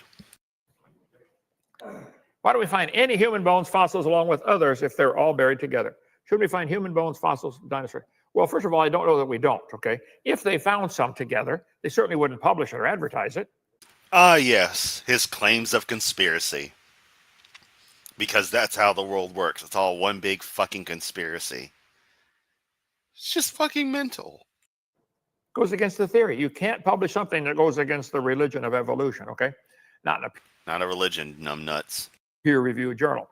So I would say fossils, humans are smarter than animals, at least some humans and some animals, okay? They would tend to avoid drowning till the last possible minute. I think if you look at the teaching from the Bible as the standard, which I do, I got a chart here somewhere. Yeah, okay. There he goes. Everyone buckle up. He's breaking out the chart that he can never fucking find, even though he shows it every goddamn day. Why isn't that thing just sitting on your desk waiting? Stupid fucking charts. Why aren't they in your PowerPoint slide, Kent? Why they got to be something physical you hold up? Can't you just go to slide, 666 and see your stupid ass fucking chart? When God made the world, take my slides down there, brother. When God made the world 6,000 years ago, it was full of animals, full of plants, and only 2 people. And yet somehow things were still having butt sex, right? That's what you're going to talk about next? 1,600 years later, the flood comes. The world is still full of animals and still full of plants, but still not full of people. Sorry, Kent has legit gone on tirades about that, so sometimes I just have to say, forget it. I'm going to say the words. I am going to say the things. They were living to be 900. I don't know how many kids they had, a bunch, I suppose. But so there probably were less humans. Yeah, can't see shit, Kent. That just looks like a damn tornado to me. To be fossilized than there were animals. It'd be one thing to consider. Okay. Secondly, humans being smarter than. Yeah, that's where I was going. Adam needed a helper. Help with what? Which means God also made horniness. Think about that one. Yeah, I made you get horny. It's not from the fall. People were always horny. I'm just going to punish them for it now because I feel like being a dick. God. Than animals would tend to avoid drowning till the last minute, which means they don't get buried. They end up on top where they rot. Give crypto the $10,000. Adam was basically the first Florida man. God did say to use every herb, so he's probably high as a kite, and honestly, I wouldn't be surprised if he wasn't methed up by the first couple of years anyway. If there's a flood today, lots of animals drown and end up on top, and buzzards come and get them and drag them around, or coyotes drag the bones off. They don't fossilize. They're scavenged. Or that bacteria then can get them and decay. Even the bones will decay. So fossilization requires rapid burial. So I think there'd be less humans to be. Third thing to consider, generally, humans don't hang out with certain. You don't find humans and cow fossils together because humans and cows don't hang out. Well, I mean, you don't really find much in the way of cow fossils. And, don't split hairs over that. Y'all know what I'm referring to, modern cows. And also, you ever notice Kent is always saying cow and not bovine? He understands cow is just the female, right? Cow and steer. Believe it's steer. Correct me if I'm wrong. I know you will, because that's what we do. We correct each other because we're all fucking jerks. I mean, we all want each other to be as sharp as a tack. Kent. It's basic stuff like that. You're supposed to be so good. And you've always done this, so it's not you getting older. Frequently, together. We have cows up here, but I don't go hang out with them, go feed them and leave. So those may be some reasons why, to answer your question, if you're looking for an answer, that there may be. And exactly that. Humans made modern cattle who have to be milked because we selectively bred them to produce fuck tons of milk all the time. And it's not measured in pounds, Kent. I don't know why you keep saying that. It's a damn liquid. Gallons, liters, fucking drams. I don't care. But not pounds. Yeah, you can weigh a bunch of liquid, but that's not how we fucking measure it. Fuck, dude. Not found together because maybe they have been, and the answer is hidden. But I'll tell you what, they find dinosaur and human footprints together in Glen Rose and other places, it's obvious. So what you're saying, crypto, is life didn't come from the rocks, but it sure came on the rocks. Hovind. The man walked there first, and the dinosaur came after, because some of the human footprints are partially obliterated by the dinosaur footprint. Check out Creation Evidence Museum in Glen Rose, Texas. I've been there. They are there, whether you like it or not. Oh, wait, it's the Creation Evidence Museum and not Evidences Museum? Wow, you got something right, because it is Evidence Museum. I remember Logic being surprised at that. But y'all always fucking say evidences. So it's nice that you didn't. They're there. One guy said, all this proves is there was a dinosaur that had feet like a human. You can't. Certain kinds of stupid are unfixable. I call bullshit on that anecdote about feet like a human. Incurable. Okay. All right. Thank you. Did Adam and Eve have a belly button? Absolutely not. I no way to tell. I don't know. I think that they could witness to all their kids and grandkids and great grandkids. Can't you see Adam with his great great grandkids coming over to read him a story? Hey, let me show you something, kid. Grandpa, you don't have a belly button. Well, I'm in America, and the metric system is a tool of the devil. Unless you like guns, in which case 9mm is, of course, the most popular caliber of firearm here. Just had to point out it's liquid measurement and not solid. Or not by weight, but by a volumetric measurement. Just how we do it. Yeah, let me tell you the story about the creation. I don't know. Just a thought. That's it. And yep, they are effectively poorly preserved theropod footprints. Especially if they were running, you're not going to get the right kind of impression. And running in a different direction from the way you think they are. Just, just simple stuff, but, like Kent knows it. My God, the stream's been almost 3 hours. What the hell am I doing with my life? No, that would be 45 ACP. My 2 world wars! I do want a proper 1911, though. Really do. Actually, I've heard the vintage ones made by Singer, the sewing machine manufacturer, are some of the absolute best. And not like I have the money for it, but I would love to have one of those. That's it for the question. Okay. I got one. Yep. Have you ever heard of the Carnian Prevail event? It's supposedly. Look, I'm not saying Vampire the Masquerade is where I learned the amazing term antediluvian from, but it is totally where I learned the term antediluvian. Cain was the original vampire, sired a few others. Then you have the antediluvians, which created the primary 13 clans with some offshoots happening over time. Then everything after that is going to be post-flood. And eventually get down to, if you're playing modern, 13th generation vampires, if you're playing, Dark Ages, and this is in the old system, 12th gen, I would always put a stats into generations, so I'd always be like an 8th gen usually. However, I found an interesting loophole is that since you started one generation down in Dark Ages, that meant you could go to 7th generation, which meant through a loophole, you could keep pushing your generation lower in theory. In practice, we never did it, but I would have accepted the loophole had somebody tried to push it. But yeah, good times. Good times.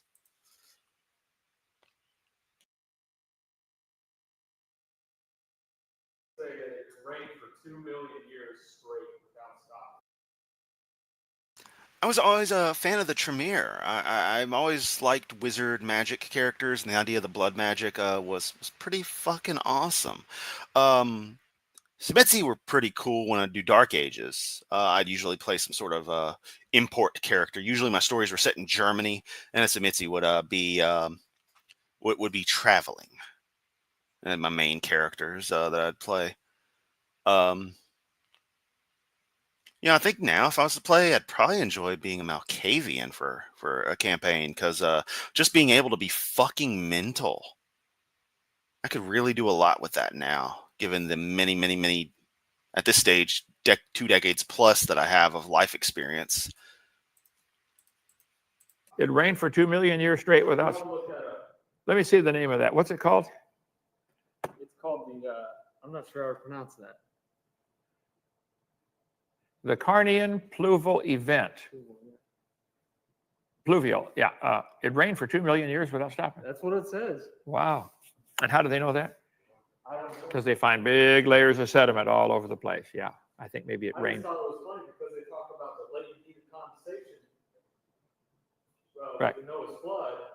So, that would put off a crazy amount of heat. Now you're dealing with 2 Right. million years of rain without stopping. Amen. Okay, well, thank you folks for joining us. Tomorrow night we'll have open mic, and some of you atheists, come out. I need some more debates. How many more do I have scheduled over there? Any more debates? Oh, did they all run away? See you tomorrow. Bye. Yeah, fuck you, Kent. Fuck you. Gangrel. I forgot about those crazies. Giovanni were pretty interesting too. God, all of it was just fucking cool.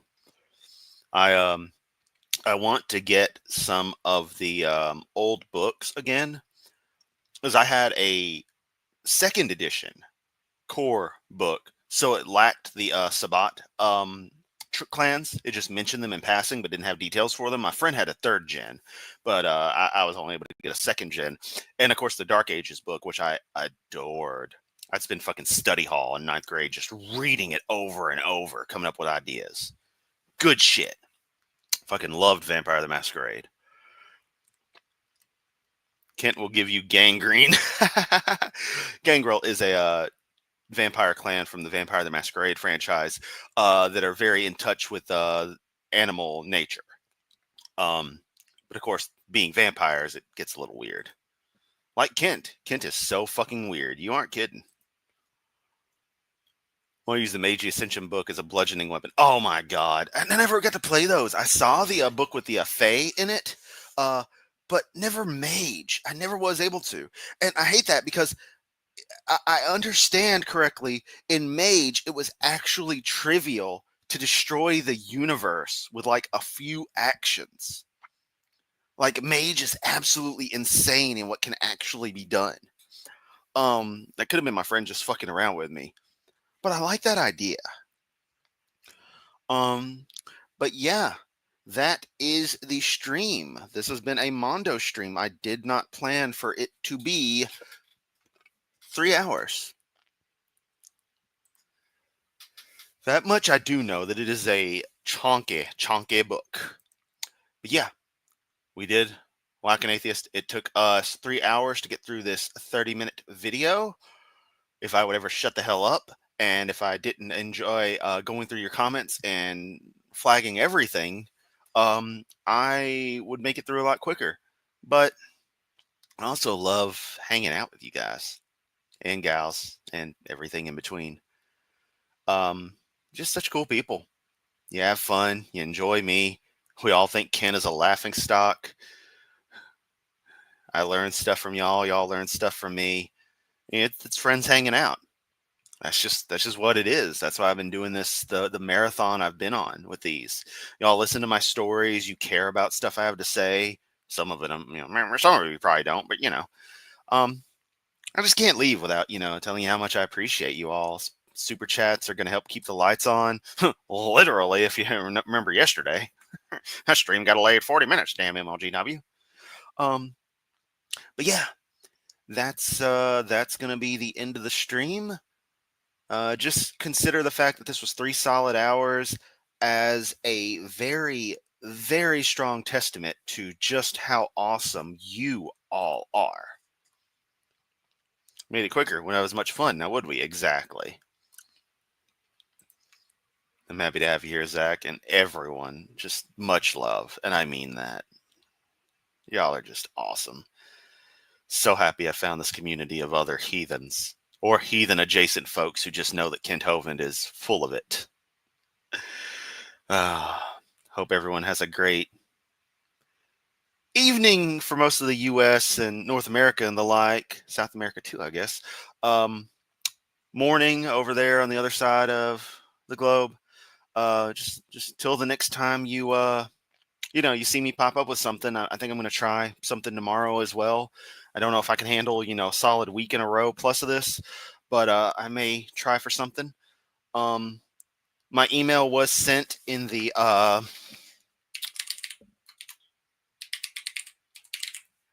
previously in the stream, but there's a good email to get me at. Also, other links are down below. What's that thing? Oh yeah, my crappy BBS. If y'all want to join and do some retro ass shit, feel free. And I'm just rambling because I can never finish a stream without just rambling crazy. So y'all just keep being awesome. Catch you later. And yes, I do have a clacky mechanical keyboard. Was a birthday present from a friend a couple of years ago. It had a water damaged IC that I was able to clean, so it wasn't really damaged. It was just iffy. Now the USB cable is actually a little messed up, but you know, real paper and real pen. Does that exist? I've legitimately typed notes and stuff like URLs and stuff on with a typewriter. Out of just need to real quick jot it down on something tangible. So I know what you mean. Plus my handwriting's terrible. Half the time I can't read the shit I write. It's like chicken scratch. If the chicken had no head. Scratch, scratch. Hey, if it works, it works. Exactly. All right. I could read comments all day. I seriously kind of wish YouTube had like just a chat room function. That would be killer. We'd just hang out all day and just shoot the shit. Much love again, everyone. Thank you so much for the super chats to all who provided. Thanks to everyone watching, all the positive comments. Catch y'all somewhere out there.